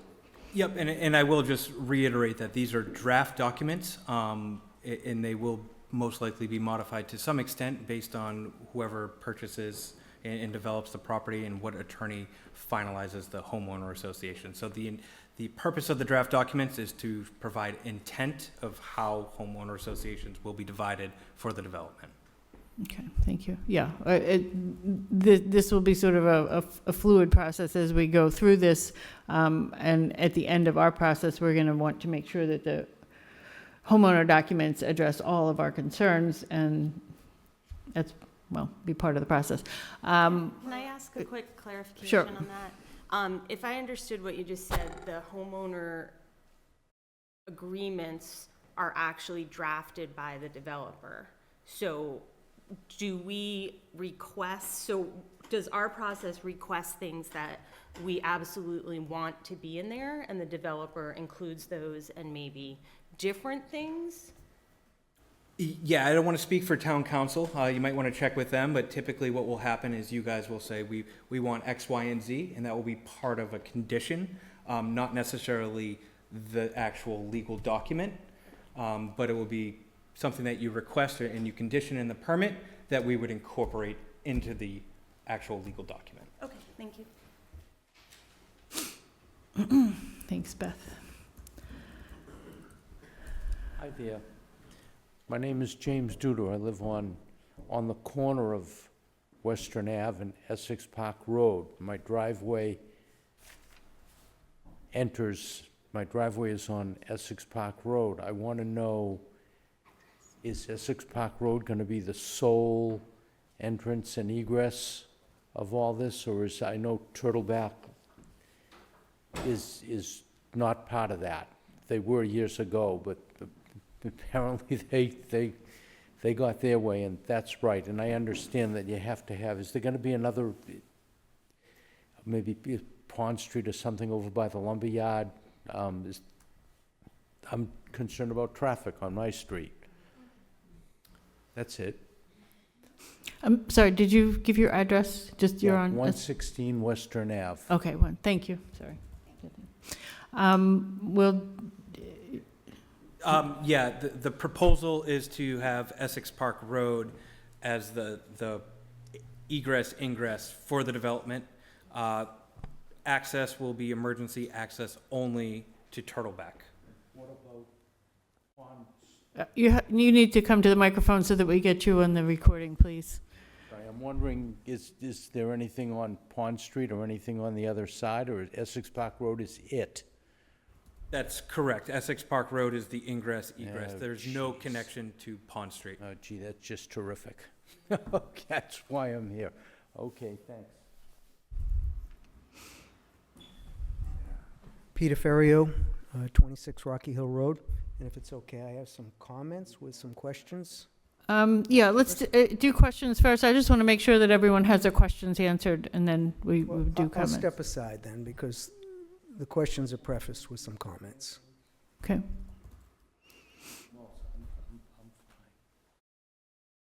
Yep, go ahead. Thank you for your time. Chapter 40, 181M, which you cited, Lisa, also says the subdivision control law has been enacted for the purpose of protecting the safety, convenience, and welfare of the inhabitants of the towns. We all know the definition of welfare. It's the health, happiness, and fortunes of a person or a group. Can you speak closer to the microphone, please? Thank you. Certainly. It's the health, happiness, and fortunes of a person or a group. So I understand you have discretion in this, although it's not arbitrary, and we hope you use that discretion to the benefit of the residents of Essex. Now, after one of the last meetings, I got a letter from somebody that I don't know, and it was very much on point, and I want to read a couple sentences there. It stated, "I continue to be mystified as to the Essex process and where and when the public gets to weigh in. The board's insistent focus on the task at hand having to do with subdivision law and whether the preliminary plan dots the i's and crosses the t's seem to preclude discussion of the merits of the project in the context of the character, history, landscape, and environment of our town. I'm left wondering which committee or board is supposed to be standing up for the unique health, beauty, and character of Essex."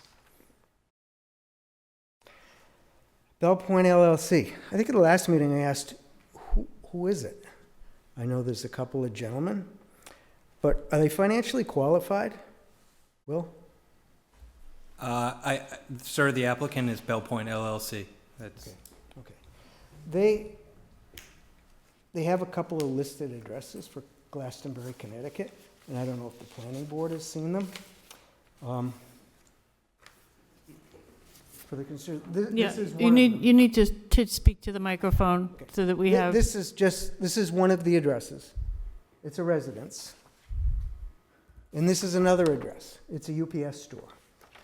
So, as the planning board, do you think it's within your purview to qualify a developer of a development of this scope for our town? That's a question. Val, have you ever heard of someone actually qualifying a developer to develop a property? I'm asking Val, the town planner, because it's nothing that is addressed in any of, I've never had that come up, and I've never found in conversation that that's something that the planning board is in a position to do, even if they're in a, that's on them to have the right resources available to them to do the project. Okay, they need to be Well, qualified. can I add to that, please, is that if the project is approved and does move forward, the applicant is required to post bond for the full site development, such that if they walk away halfway through, the town has the money to complete the development. So they don't get to go out there and just start digging things up and then walk away when they run out of money. We have methods that protect the town against that. Okay. I would question whether they're qualified. I know the land was just purchased. I certainly hope it wasn't financed by private credit. I'm in the investment world. That's an implosion waiting to happen. Now, I want to get on to the environmental issues, and I see some names up there that know a heck of a lot more than me. They're a lot smarter than I do.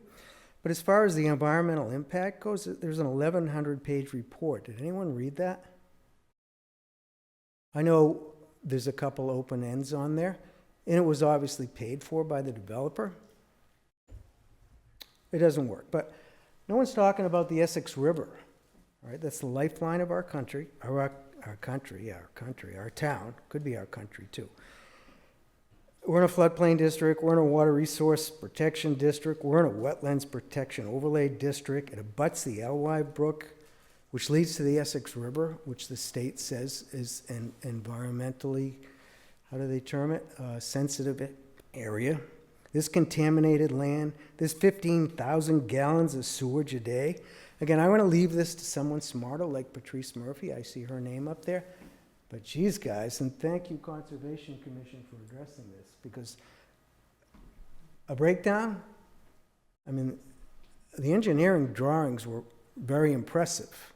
All kinds of stormwater catches and all kinds of septic systems, new type systems, open for failure, and into the Essex River we go. Now, there's an economic impact, and I know that's a gray area for the planning board to opine on, but it comes under welfare. It's roughly $325,000, $350,000 of tax revenue that might be realized if this fully develops. In this country, there's 1.94 children per family. We'll use 1.5 children for this development, 36 houses. That's potentially 54 kids. And we spend $29,393 per student in this town. That's $1,587,000. That's about a $1.2 million deficit.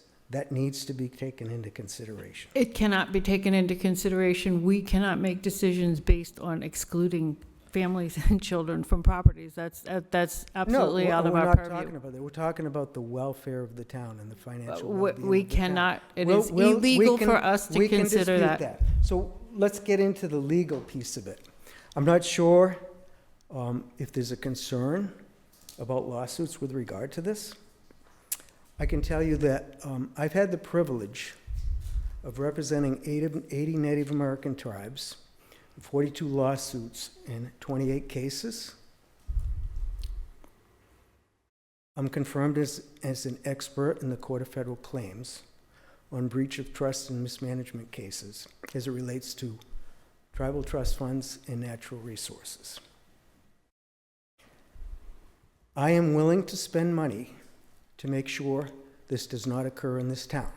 And I'm guessing there's other people that will chip in on it.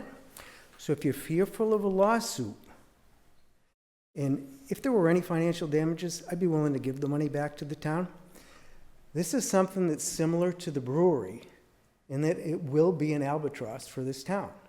So you need to make decisions that are in the best interest of what everyone here is asking, probably everyone that's on that screen. This can't happen in our little town. I wish I took my head out of the sand when the brewery was being built, because God, we've got an eyesore, and this has to stop. Thank you for your time. Thank you. It's 8:32 now. The planning board has other business that we need to address this evening. So I will take a motion to continue the public hearing until March 18th, 2026 at 7 p.m. So moved. Thank you, Shelley. Second? Second. Thank you, Ariel. All those in favor? Aye. Aye.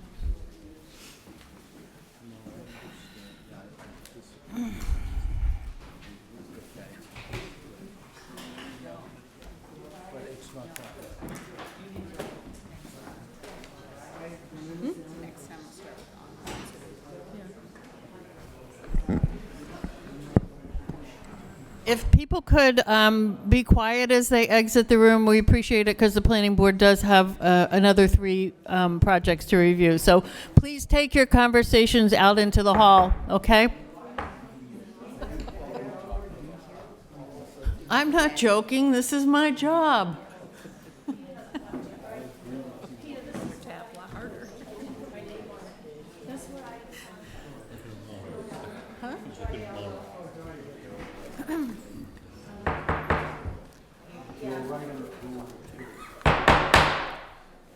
People, please leave the room quietly so that we can continue our meeting. We're being recorded. It's not hard, just walk out. Building inspector, 21 Spring Street, siting of a new building. We have these documents in our paperwork here. Thank you, Will. Thank you, guys. I'll see you in a couple weeks. Thank you. This is the 21 Spring Street. Hold on. Yeah, use the mic. This is for 21 Spring Street, and it's the siting of a shed. The shed is a structure, is a new building, so it does fall under the bylaws that the planning board has to approve the siting of the new structure. Yeah, hold on a second. What are you looking for? No, Simone doesn't have that because, Take this first? oh, okay, there, okay. I have. Oh, that's yours? Okay. Then what's your looking for? I'm not sure. The plan, she just doesn't have this Oh, plan. okay.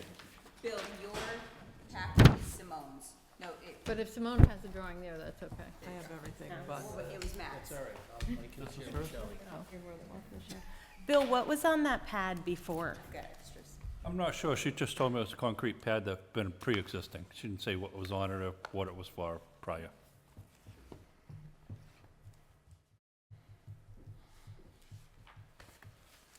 It does meet all the comply with all the bylaws and. It says the back of the shed is 26 off the side property line, which is a 10-foot setback for Yes. accessory. Yes, And that's all one lot, even though the shed looks close to that. It's just a stone wall that's shown there, I believe. Yeah, stone Yes. wall, yeah. and there are So 2 houses on this lot. I don't believe the new house is being shown on this plan. there is a house it's under construction, Under right? construction, yes, On lot 10, yes. but that doesn't affect the location of an accessory building. Right. Right.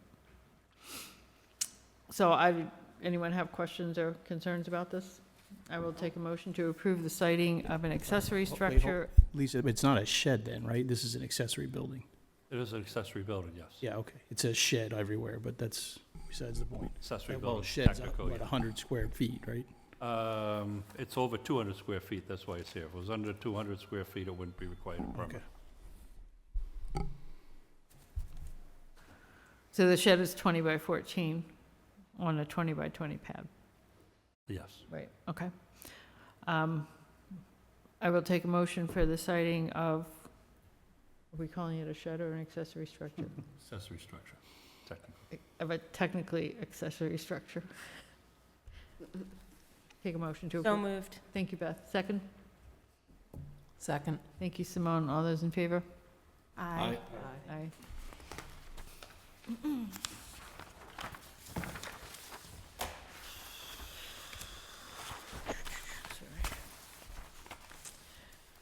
63 Southern Avenue is a request for a finding on whether the proposed project will increase the nonconformity. I'm going to So that- recuse myself from this. Okay. Thank you, Shelley. So 63 Southern Ave, they're looking to add an addition to the rear of the house. I can't read my directions here. I believe the existing house is 12 feet, and the addition's going to be 15 feet, and the side yard is 20 feet. I'm not sure of the numbers, I can't read them on this Yeah, plan. can you open that, Teresa, so we can, I'm sorry, just zoom in on that maybe? It's just, it can't read the setback there, it does. It looks like 15 existing and then 16 further back. Yes. like 15 and 18. Yeah, it's 15 and 18. I think it might Oh, be, 15 and yes. 18? Well, So- Teresa's gonna zoom in on it so we can, Here, but it won't end up there. So the new addition is less conforming than the existing house, however, it's still not conforming, so it's here for the board to make a finding on it. it's not the 20 feet, but it's 18 instead of 15, so it's not increasing a nonconformity. It's Right. still nonconforming, but it's less nonconforming than the existing houses. What's the total area of the site? 0.23 acres. So. It is 0.23 acres, Yes. 2.3. 2.3 acres. 0.23, right? Yeah, 0.23. yeah. Sorry, my brain's a little frazzled. I'm sorry, I'm behind. We're only voting on the addition to the house, not the proposed future phase 2? Correct, Okay, that'll be under thank a you. separate permit. Thank you. Yeah, so phase 2 is not Is not part of this permit. part of this permit, okay. So we're just looking at, and it is 15 and 18. So the existing corner is 15 feet off the lot line, and the proposed corner is 18 feet off the lot line. And this is still well under the lot area coverage, and Yes. so it's not increasing in nonconformity, it's it's still nonconforming at 18 instead of a 20-foot setback, but it's not greater than the existing nonconforming setback. I am inclined to approve it, but open it up for board discussion or questions or other opinions on that.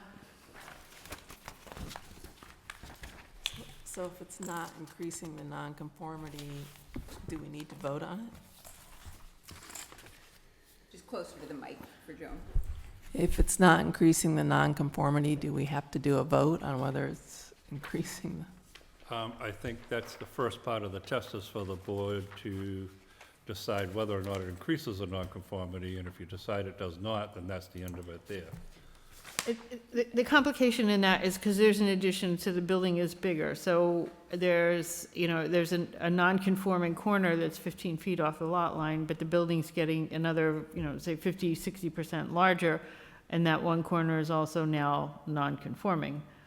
So it's kind of a gray area because there's a longer length of building along that property line that is non-conforming, but it's not as non-conforming. So this is a gray area that it's the board's decision, and we get to deliberate about it and decide whether, for this particular case, we're not making any kind of generalization, whether for this case we think that this is a reasonable extension of their pre-existing non-conforming condition. Your head's hurt yet? It seems reasonable to me, right? Because they've located the addition sort of in the center, so I think it's not getting any Closer to the closer. mic. You need a mic. No, just my opinion that it seems reasonable to me and that they've taken the effort to put the addition sort of in the center of the lot, so it doesn't get any closer to the lot lines, so I appreciate that. I agree with that. Do people? I'm in agreement. Agree. So I will take a motion, how do you want us to say that? Motion to find that it does not increase the non-conforming nature of the property. Okay. So we'll take a motion to determine that the proposal does not increase the existing nonconformity. So moved. Thank you, Matt. Second. Ariel, second. Thank you. All those in favor? Aye. Aye. Aye. And Shelley abstains.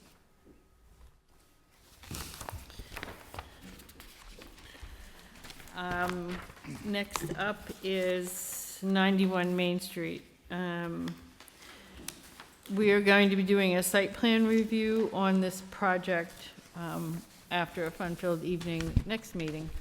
Again, we'll probably do the hearing part for the first part, and then, are you guys here for this? Yeah. Okay. 91, okay. we made it. Yeah, that's right. Okay, awesome. So if you have materials, how about it? I'm tired of talking. We can come over here? Sure. Yeah, it's just us here now, so, you might. Everybody's gonna come back for this, no? Only if you're lucky. So we have some posters, we can show the site plan. Are you gonna do posters or it's on TV? Or we have this as well, that's perfect. So I guess a high-level intro to, I'm Chris Boyce, representing the owner of Fox So Creek Capital. this is 91 Main Street, which is the Marshview General Store, and what they're, they've already opened up, but they're proposing some modifications. So these modifications are what we're going to need to do a site plan review about. Exactly right. So we've been open and operating as a mercantile space, about 1,300 square feet of leasable floor space on the interior. The part of this proposal is to allocate 300 square feet in the rear as a coffee shop. So the front 1,000 square feet will remain mercantile. Back 300 square feet will become an accessory use, A2, which is restaurant, coffee shop focus. No cooking, no reheating. All the pastries will be local vendors, but delivered pre-made. The only thing made on site would be coffee, espressos, cappuccinos, coffee. So the way we've kind of, in parallel to this, we've undergone a site plan modification that is now linked to the coffee shop because it defines our parking count. So the way we've kind of designated that is the 1,000 square feet of retail is calculated at one space for 150 square feet, which would equate to about 7 spaces. The rear 300 square feet interior for the coffee shop is one space for 100 square feet. That's about 3 spaces, so 10 spaces required. We're providing 11, inclusive of one ADA that you see on site there.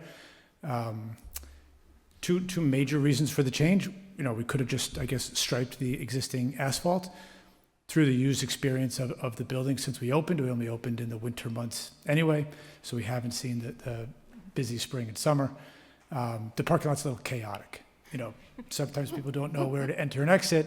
The first person that parks for the day dictates how everyone parks for the rest of the day, and it can change based on that first car. So what we're trying to establish is a more logical, intuitive parking flow that's linked to the 11 spaces. With a defined ingress-egress, it'd be one-way drive. So looking at the plan, you'd enter on the curb cut on the left-hand side, exit on the curb cut on the right-hand side. Both of those would have appropriate signage, enter and exit. A do not enter, because I think it's going to take some training for people to know that that's now a changed curb cut location. In addition to that, what you're seeing on the plan there is the ADA space and a 3-foot ADA compliant width pathway in front of the building would be pavers. That allows us to have the ADA stall with a 2% cross slope and compliant. From the striped section next to the ADA, it leads back to a deck, a new exterior deck that we'll build. The rest of the site, except for, which I'll get to on the right-hand side, we're going to remove all of the asphalt and replace it with pea stone. So the goal of that, we already went through Conservation Commission and we're approved there. The goal of that is really, we're adjacent to the marsh on all sides, is to really increase the permeability of the site. The goal is that the water would kind of sink through. We're not shedding all of that water into the marsh on either sides. It's trying to be a little bit more resilient as best we can. On the right-hand side, you'll see two parking stalls there. That will remain asphalt. That's our loading area. We kind of need a hard surface for loading and unloading. In terms of occupancy, just a few things to walk through. The building, even with its accessory use, as defined today, has a max occupancy of 50 people. We're under assembly. We plan to maintain that max occupancy. We worked with Mandy Davis. We're going to cap the cafe seats at 20 seats based on sewer flow. So we'll have 20 rear seats. Those seats are a maximum, so interior, exterior will not exceed 20. That's the deck and the interior space. We assume in winter months we'll probably have 10 to 12 seats, and then we'll expand that seating. You'll see some changes on the left-hand side of the property. That's when the asphalt is removed. We see a great opportunity to, one, remove all the Phragmites, which are kind of an invasive species around the marsh. So we'll spend the next year going through the process of removal. Once they're removed and the herbicides are settled, we're going to plant a lot of new native grasses throughout the edges of the marsh. 2 new street trees, as soon as we get through approval, we're going to plant at the front of the site. All of those stalls have wheel stops in case people hit the wrong pedal, is the goal. 2 benches remain, vegetated buffer along the street edge, 2 new street trees parked there. So that's kind of the layout of the site. What you're seeing here is kind of the conservation plan. So it shows the silt fence around the perimeter and probably a lot of annotation on here that was conservation focused. So if needed for the 18th, we can kind of clean this up and make a more legible plan that would help the board.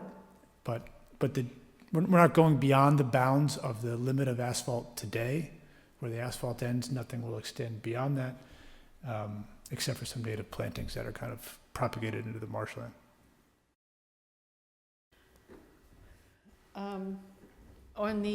You said 1,000 square feet of retail, 1,000 square feet of retail and 300 square feet of restaurant. Does that include the deck area, or how does It does that? not. That's interior space. That doesn't include the deck. Okay. How does that work, Bill? Because but you would have seating on the deck associated with the?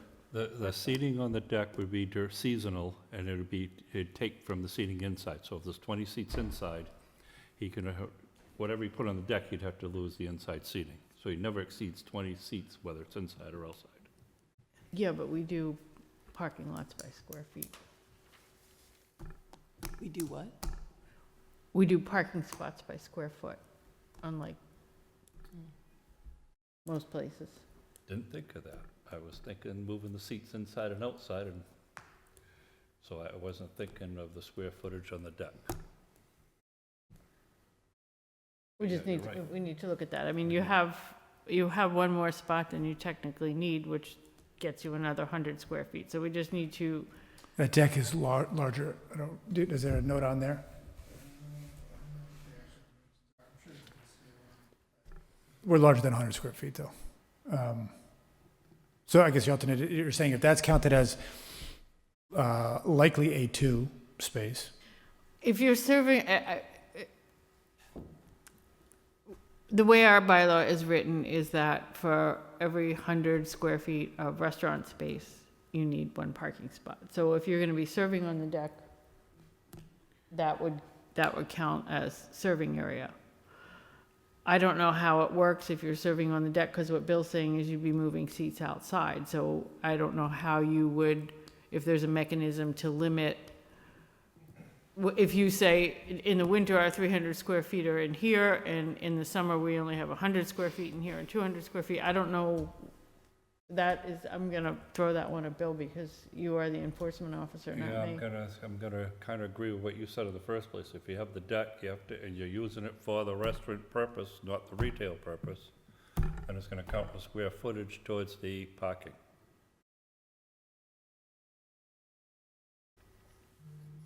Just so I understand, so the vehicle there then likely it would be a relief request for parking?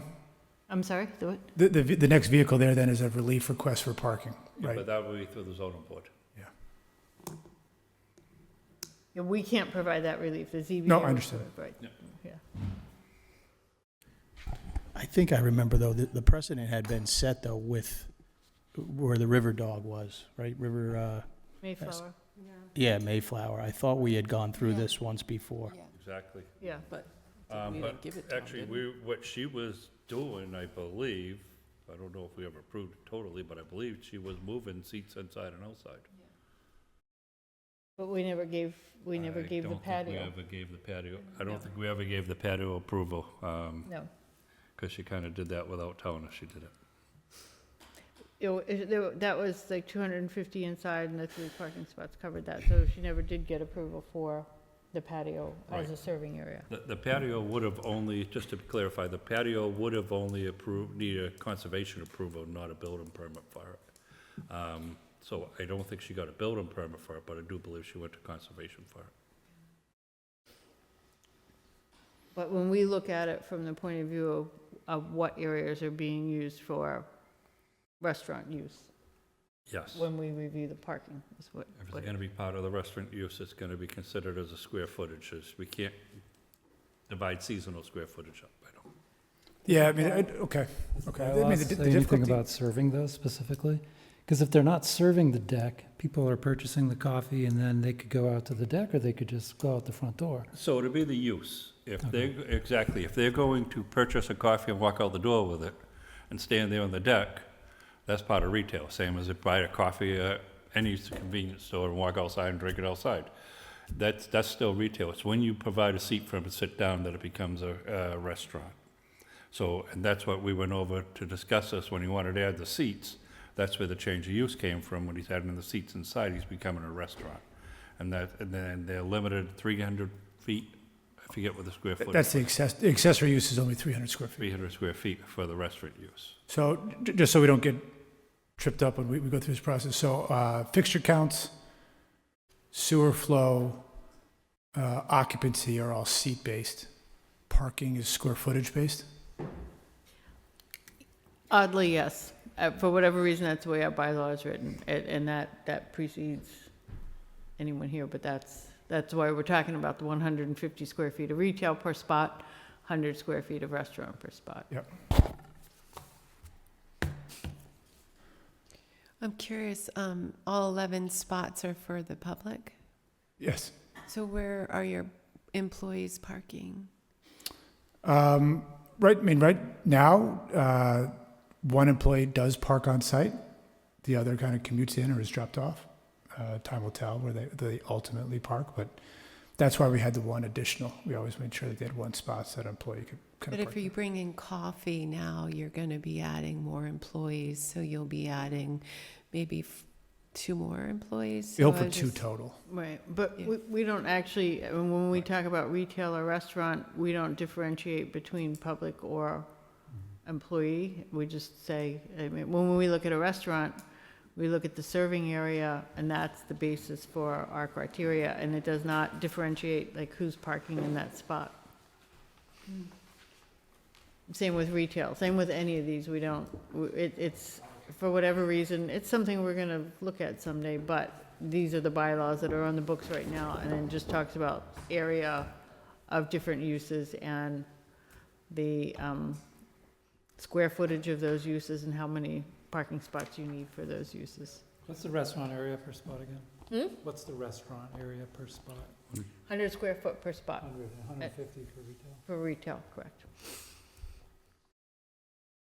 So the other thing I just wanted to point out was, before somebody brings up the parking in the front yard, that's existing parking, and all they're doing is reconfiguring the parking spaces that are there now. So that area is currently being used as a parking area, and was prior to them moving their business into this. Right, we've run into that before. Well, at the brewery, in the accessory, with the other lot. Right. Exactly the same thing. I mean, do we know how big the deck is? I'm assuming it's probably 475 square feet. That's the amount of asphalt we're removing under it, because we're replacing under the deck with gravel, so that it can bleed through and permeate. So that's 5 more spaces, which we just can't fit, so. Is that the same file that we had on our folder, Teresa? Yes. There is a, In the folder, you want me to scroll to? yeah, there are larger architectural plans with the deck. It might have a couple dimensions on it.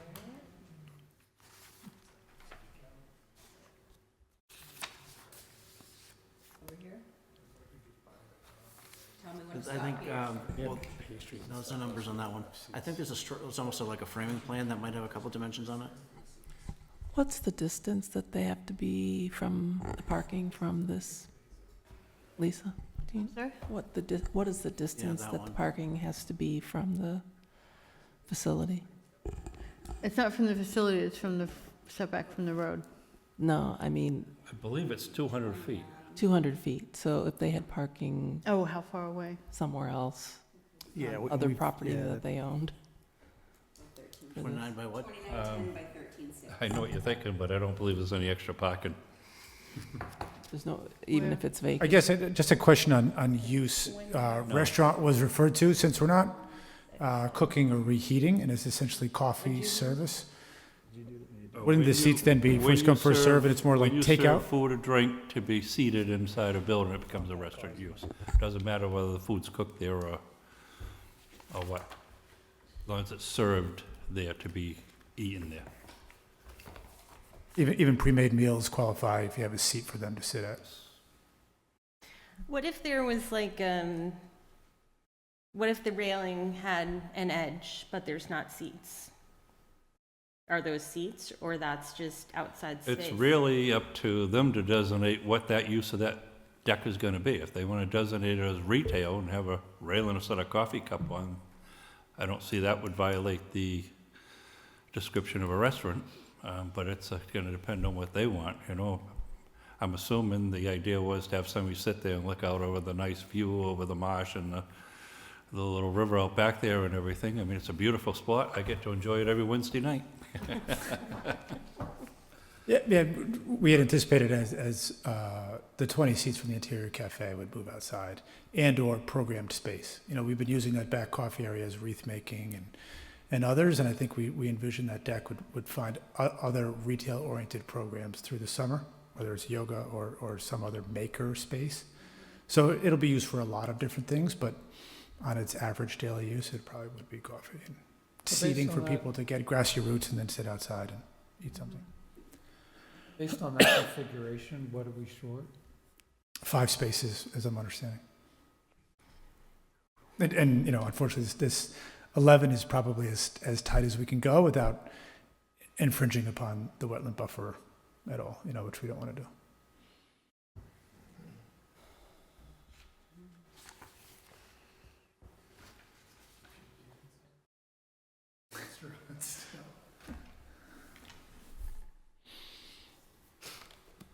You know, the other side is if you move it to retail, now you're into the square footage to the retail, so you're still into that square footage area.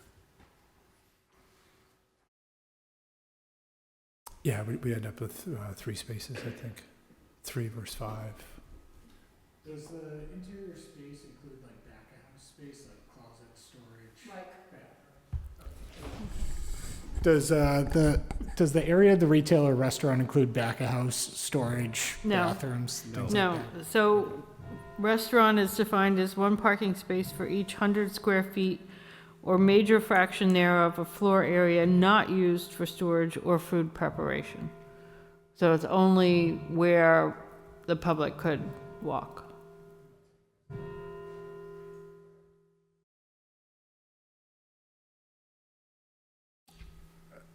You referenced precedent before, and I know this board likely can't speak to it. It's a ZBA issue, but has there been a precedent established that parking relief is granted along the causeway? I know parking is tough along the causeway, and that's the reason I ask. I don't know of a situation that someone's gone to the ZBA for it. I can't recall a situation. I can't either, I'm thinking, I can't, on the causeway, I can't think of it. What about, I remember there was somebody that was renting space from Woodman's. Did that go through? The Shays Restaurant had an agreement with Woodman's to undefined location, but designate, I think, 50 spaces. Mm-hmm. That agreement's still in place, even though the restaurant's not open. But that was where that 200 feet came in. Right, Yeah. that's why I was asking that. Well, could you rent those spaces for this? Sorry. Watch everyone do the same This thing. is why we hate it up here. Could you transfer those rental spaces to the coffee shop at least for the time being, or? Yeah, I mean, it's an option I have to see. I don't know the distance offhand, if 200 feet I'm not is. sure the distance is gonna make it. Oh, yeah, so I think That's what the That would be a better Mayflower wanted to waiver do, and they request, didn't make the distance. But they're quite a bit further. But what about Are they spots at Shays?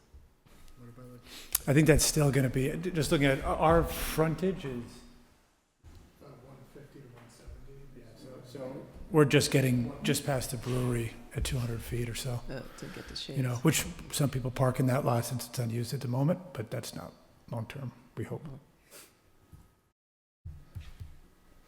Even though it's not open, they still have to provide, they don't have enough parking as it is, so they can't They designate. can't designate even if they've got extra.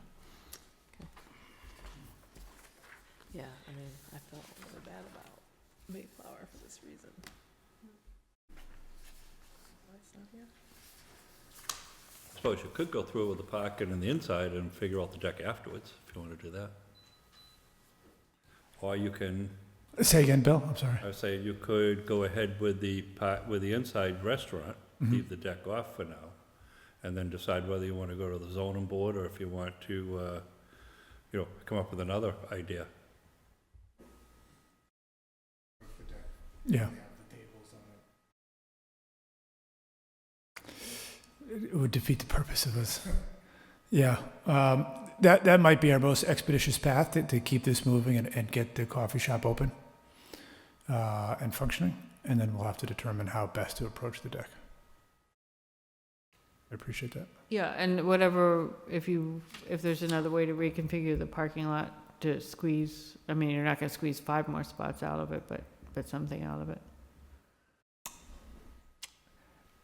I typically hate to say never, but we've flexed this site a few different Okay. ways, and I guess I'd say it best is I don't think safely we could. Like, there's some parallel spaces along the edges, and I'm sure when the CSA is operable and new proteins come in, people will probably pull in those areas. But striped and defined spaces becomes tough, unfortunately. And I don't think there's any street parking that we can count on that area anyway. If it's farther up the street. I'm sorry? I'm just wondering if any street parking, adjacent street parking, proximate roadway street parking could be included, but that may also be farther away. Yeah, it's probably, well, street parking gets really tough on the causeway State because it's a state highway. And it's illegal.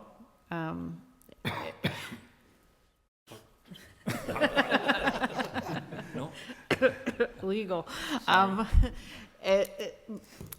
It's complicated, and there are shoulders that are striped that appear to be parking, but you will notice they don't have cross stripes ever because it's illegal. We just don't ticket.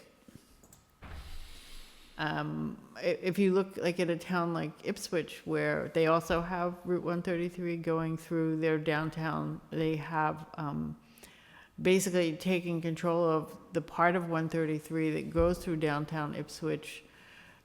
The town of Ipswich has control of it, so the state highway sort of stops and starts on either side of Ipswich, so that's why Ipswich actually has real parking spots on 133 through town. Essex has never done that, so it's still state-maintained highway through there. And that's, even when you see the stripes, the shoulders are in many places wide enough to park, but you never see the lots, the parking spots with cross stripes, because they're not actually, we can't. Got it. This is not your intention, but you could build your deck on the second floor and parking underneath in that spot to add parking. I've been saying that since the brewery. But that's how you can gain some parking. You get a nice view up And there. a better view. But Yeah, but that- it's a thought. Or just don't show the tables and chairs and then go to the ZBA later. It may be worth taking it to the ZBA. Those steps are great. Okay. It may be worth pursuing it with the ZBA. This honestly is something that we've talked about, because the situation, we know parking is awful downtown. The town has done parking studies downtown, and one of the problems with our current bylaw is that 200-foot limitation to having other spots. And we've tripped over that before. And this is on our list of things that we want to start to look at. And we're also want to look at, because right now the parking regulations that are in the bylaw is one size fits all. So these are the parking regulations that apply to everyone in Essex. And when we established the downtown district, it's a much denser, we allowed smaller lots, so there was a whole effort to sort of rezone the downtown area to accommodate the fact that there are small properties and businesses there. But as part of that process, the parking requirements were not revisited. So that is on the planning board's, we have a sort of a shopping list of things that we want to improve in the bylaw, and looking at parking in the downtown district is on our list of things to do. We just haven't gotten there yet. So we acknowledge that it is a less than ideal situation downtown. It gets complicated because if you start to back off too far, we run into situations, or just when Mayflower opened, people were parking in the Richdale lot and going to Mayflower, and that takes away from Richdale's parking. So we need to be, Or the antique store across the street. right, and yeah, and so it's tricky, because to find that balance where you still have, allow businesses to function and flourish, but not to have one business stomping on another business. So that's one reason that it's going to be a bit of work for us to get through that. We're going to need professional help. So I guess a couple of questions, just from my understanding in terms of thinking of our next steps. And the potential vagary of ordinances. So this is something I don't know in your ordinance. I'm assuming that exterior space decks are defined. I mean, this is included as occupiable retail functioning commercial space. No cover over it, totally exterior. I mean, if we built a hardscape patio, that is included as building square footage area? It would be not as the building, but it'd be, not as the building, but it would be included as soon as you put seating outside. I mean, if you put seating outside on your lawn and serve food, that's gonna get included. For the parking requirement. For the parking requirement, yes. Okay. I mean, I don't want to belabor it, because I do have a question about the two paths forward maybe for us, but if you put seating out in your lawn, is it just where the chairs are that's counted as square footage? Not your whole lawn, obviously, right? So would it just be the square footage of the tables and chairs that we put, or the entirety of the deck?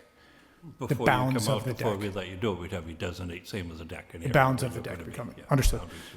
So if we're going to approach the 18th as site plan review, it feels like the two options that we have, and you can tell me if this is incorrect, is one, pull the deck out of these plans, It's approved with Concom, but we'll sit on that approval, pull it out of our building permit, out of our site plan review, proceed with the interior space and parking ratio, and then approach the deck with ZBA later, is one path, I understand. The other path, I mean this in all seriousness, so I'm just asking the question. The other path is we continue to show the deck. We don't show any tables and chairs on it. We don't allow tables and chairs to go out in that space until at which time we get approved by ZBA. Correct. No. It's harder to manage and harder to function, but I just am asking a No, the question. problem is you're still adding to the square footage, so if you designate the deck as being retail, you're adding the square footage to what you already have. Okay. So now you're still into the retail parking. But it's a more favorable metric. It is more favorable, but that, just so you know, you're into it and you're gonna need to increase it. Still short two Relief is still needed. Yes. I think, like you said, we figure it'd be 3 more spots instead of 5, right? Okay. Last, But they have one extra, so just 2 more spots. right, just 2 more. Right, yeah, or you just revisit the amount of parking once again, and there's other options, right? Compact cars, there's other things that we visited as far as double parking cars, things of that nature that we have. for the Tandem brewery. spaces? I don't believe we can do tandem, but compact, if you can make up something with compact, there is a, I'm we not can saying allow that's your compact. direction, I'm just, What percentage can be? We can get one more space on the front. I'm not sure what it could be. I'd have to go back and look to see if this says anything, or else we'd have to go to guidelines. Usually, I believe 30% is the standard for parking lots.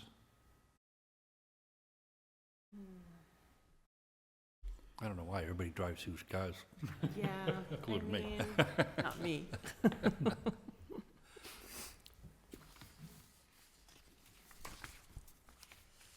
Compact spaces are 8, you're saying 8.5? Is that right? I'll check in the I bylaw. believe when you go to the bylaw, it's gonna tell you square footage for a parking space. Got it. but that's crazy. But it says it gives you the square footage it needs, and then it just says, But you Something can't else have about- a square space. no, but it's something Like, else. how It do has we to use be it by so you square can fit the footage? vehicle in, or something, there's something unique about it.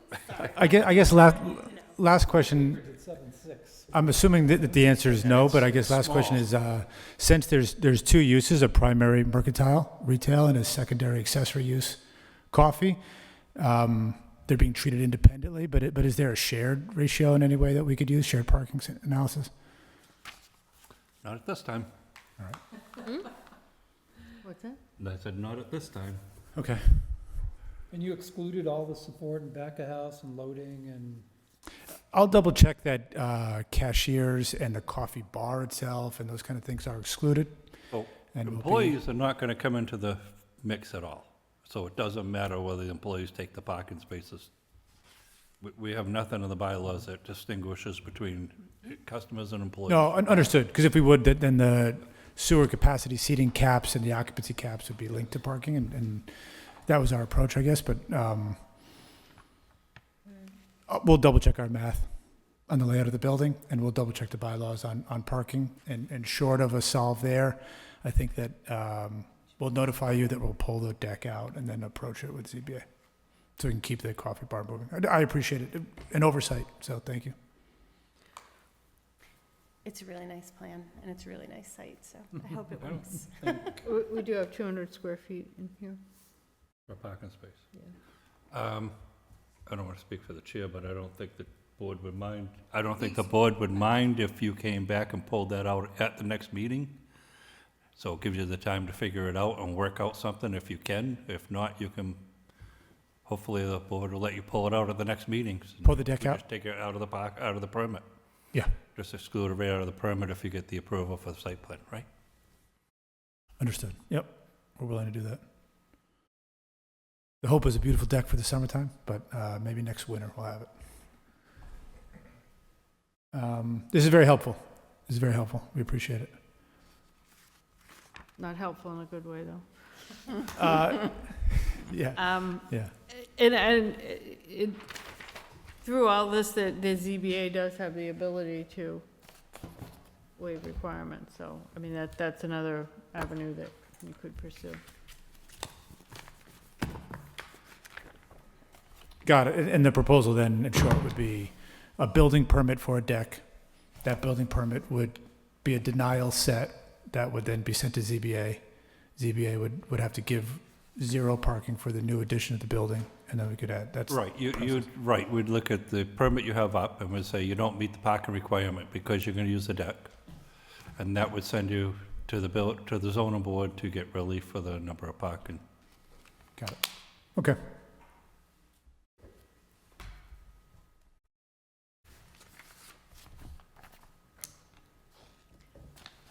200 square feet, where are you getting that? It's in parking, 6631. 6631 says, yeah. Yeah, it's all in the downtown district, though. That's where they are. It says off-street parking requirements. Off-street parking by means of open-air spaces, each having an area not less than 200 square feet, plus necessary maneuvering space, or by garage space shall be provided, maintained in accordance with the following table. Page 652. Are tandems allowed in that? I'm sorry? Are tandems allowed in the bylaw? He said, are tandems allowed in the bylaw? I think Bill No. already answered. No. No. Okay. I mean, parking someone in. Yeah, I look at the right-hand side where we're leaving asphalt. We have 2 stalls there. We could accommodate 4 if there were tandem employees in the far back and yada yada. I don't know that it's prohibited. It's not allowed. So tandem, I've denied it in the past because you can't get out. But if you're going to the board to make your argument, that might have been what you just said, a good argument for the zoning board to say, we can provide the parking spaces, but they're gonna be behind employees. And let employees shuffle cars, right? So you have a lot of options there that you can work on and try to come up with something. I apologize for not catching this earlier. Right? No, I like the optimism, Bill. That was good. Well, we Yeah. do have a unique bylaw in that we go by We already approved something like this. square feet and not seats. It's compact. We already did it. That's why I'm not trying to. I'm not sure the seats would help. One last question for Bill and the board, I guess. I think we're set, but if we exclude the deck from our permit submission, part of our conservation approval, part of our building permit is to remove all the asphalt under the deck and replace that with gravel, the pea stone. The idea was the deck would drain through and we wouldn't have asphalt. Our goal would still be to do that work now and not have it being called a patio. The doors, there are 2 double French doors facing out to what would be the deck that today are pinned. They would not actually access that patio. I just want to make sure that we're fine doing that work if we're okay. So the doors still will be pinned, it won't go Correct. anywhere because you have no. Yep, it would be a hardscape Doing the surface work, back yeah, there. putting the pea stone down, that's no problem. Yeah, got it. That's not a problem at all. And I wouldn't think it'd be a problem if you put the pea stone down now, get your permits, and then come back in a year to get your deck permit, because I believe your order conditions are good for 3 years. Yep. Could they put the piers in for the deck?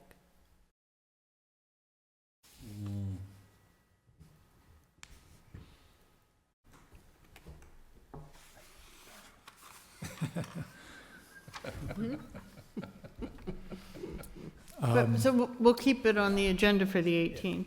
Yep. Yeah. And we'll make a decision quickly. Do you know when the ZBA meets? They meet on demand. So once you get rejected, then you go to the ZBA and, I literally think the ZBA hasn't met in a year. Because we just don't, huh? They have. Within a year, they have. Oh. Most definitely have, yes. Well, they haven't posted any minutes. Can't help that. Not your job. Not my job. Yeah, but they don't have regularly scheduled meetings because it really is a on-demand kind of Yes. thing. So if you get a building permit rejected, then that gives you the ticket to ask the ZBA, and then they'll check with all 3 members and find a night they can come and have a meeting. And So do they have to come before us to get the building permit rejected? no, Bill can reject it. So they could do that tomorrow. So, Right. Yeah. Great. Lucky you. Thanks for the help with the rejection. A quick rejection. Did we let you down easy? Anything else that I guess we should be aware of or thoughtful of in advance of the 18th? Deck, we know the third rail there. I'm sorry? We know the third rail with the deck, and we'll address that quickly. Anything else, I guess, in advance of the 18th, the board has questions on for the site plan? I don't think so. I mean, it seems fairly straightforward. We all know the property, so we'll be prepared with whatever you send in to do the site plan review for the parking, essentially. Because the deck actually isn't even part of, it's only the parking, changing the parking lot, it's a site plan review. Right. So we'll get the site plan review for the parking you've proposed done for the store with 1,000 and the 300, and then tackle the deck. Does that make sense? It does. Makes sense. As much as Now. our parking bylaw makes sense, right? Makes sense now. Absolutely. Okay. Well, thank you so much. Thank you. Sorry to be complicated. Nope. Well, I appreciate the dialogue to talk it through. Very helpful. Thank you for staying so late. Thanks for accommodating a couple hearings in the same night. So, See you in 2 weeks.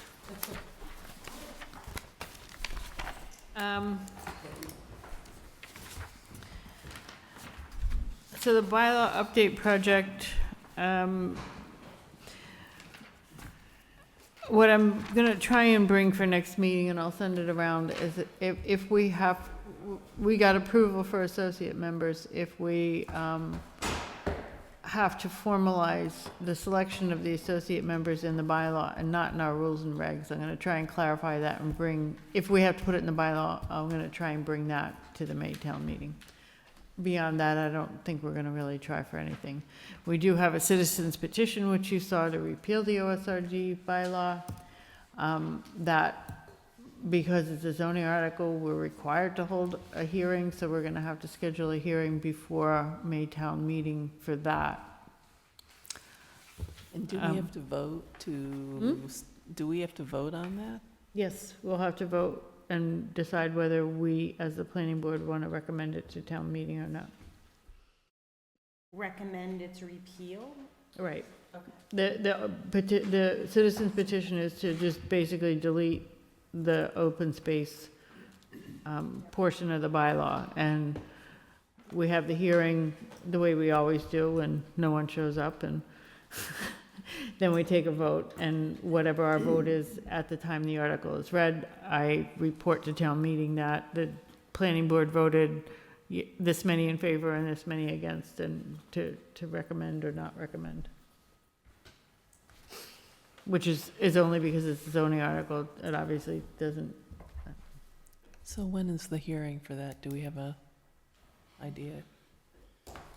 The public hearing? A what? When is the public hearing? We haven't scheduled it yet. Because things are kind of crazy for the next couple of weeks, because we're going to have, our next meetings are March 18th, we have April 1st and April 15th. April is a 5 Wednesday month. So the 15th is our last day that we can hold the hearing before town meeting, which is the first Monday in May. So it'll be depending on how this goes next week. And I have to talk to Teresa because we still have to do the 2 weeks of advertising. So chances are it's going to happen on the 15th with everything else we have going on. We'd have the hearing then for bylaw change articles. Is there more than just the 2-week advertisement for that hearing, to change a bylaw? I thought it was for a zoning issue. I thought the timeline was longer, but I can't remember. No, it's It's only 2 weeks, so we have 2 to weeks. advertise 2 weeks for it? Yeah. Yep. We can advertise, if we're going to hold a hearing on a Wednesday, we can advertise the 2 Wednesdays before that, because it's still, that technically is more than 14 days before the hearing. We try to advertise the Monday and the Monday before, but not the, I just thought zoning, when you propose a zoning change, that there was different guidelines to go to for the public hearings, but I no, can't remember No. exactly, so no, those are, I'll leave that to you. yeah.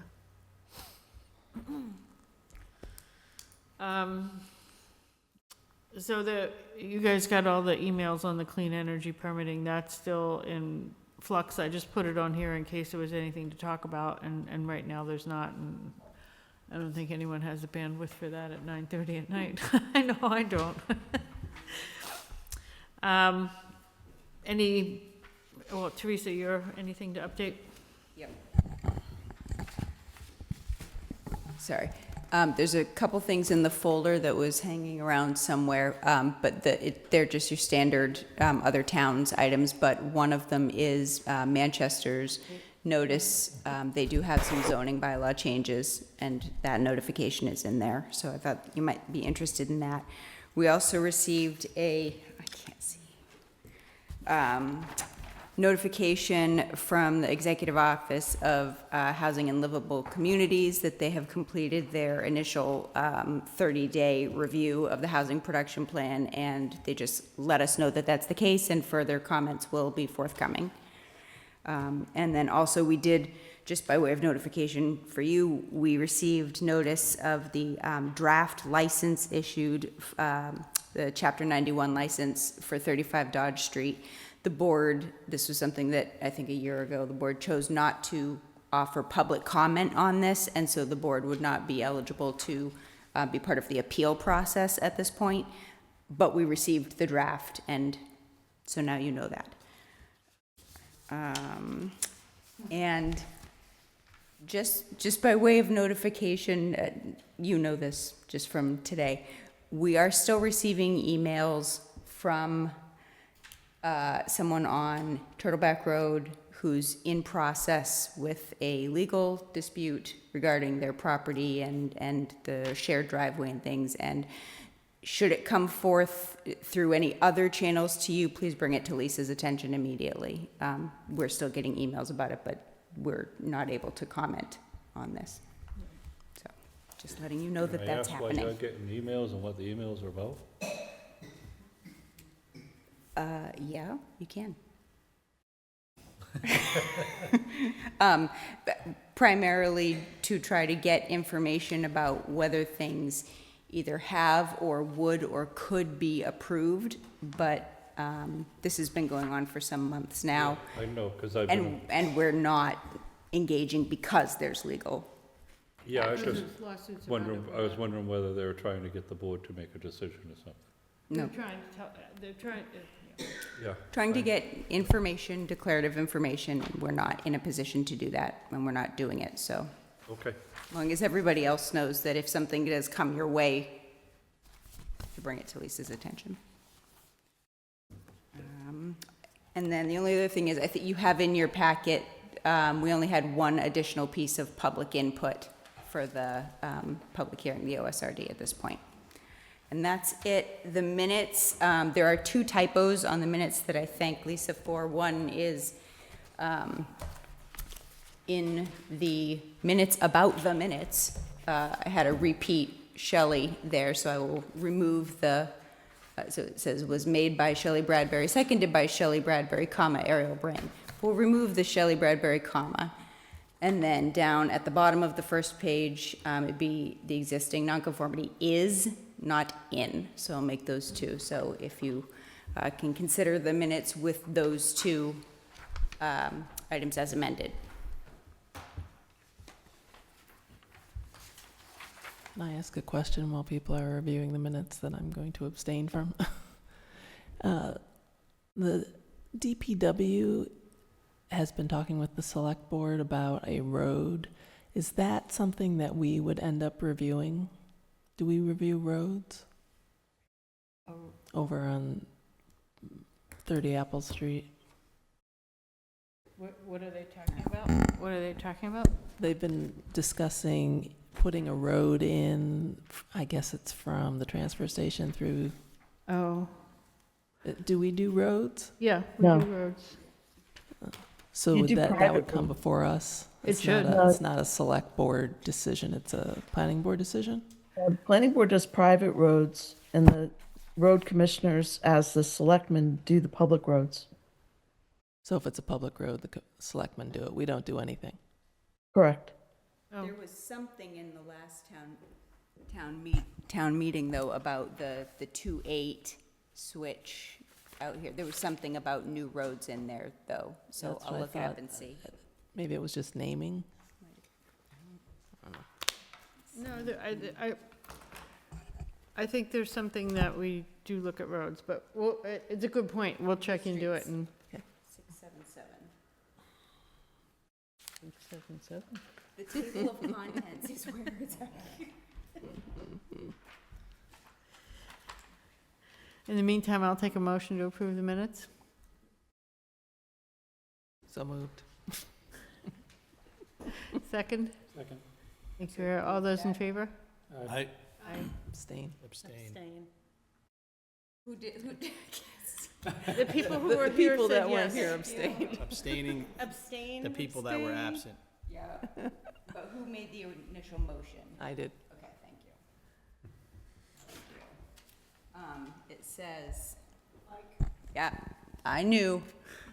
It says, no new street shall be proposed for acceptance at any town meeting unless such proposed action shall have been submitted to the planning board for its recommendation at least 60 days prior to the date of the town meeting.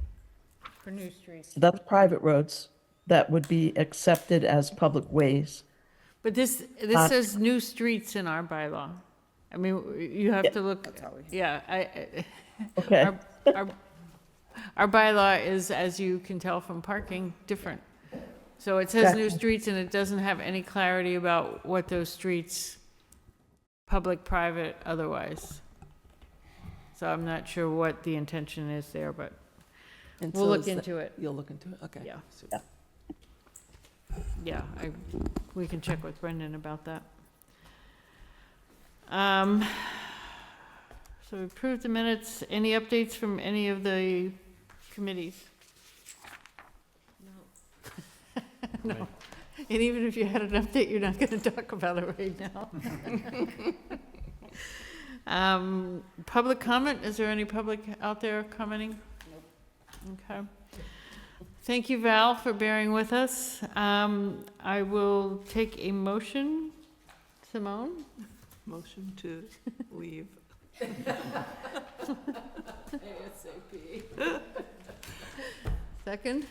Second. All those in favor? Aye. Aye. Thank you, everyone. What a night. Night.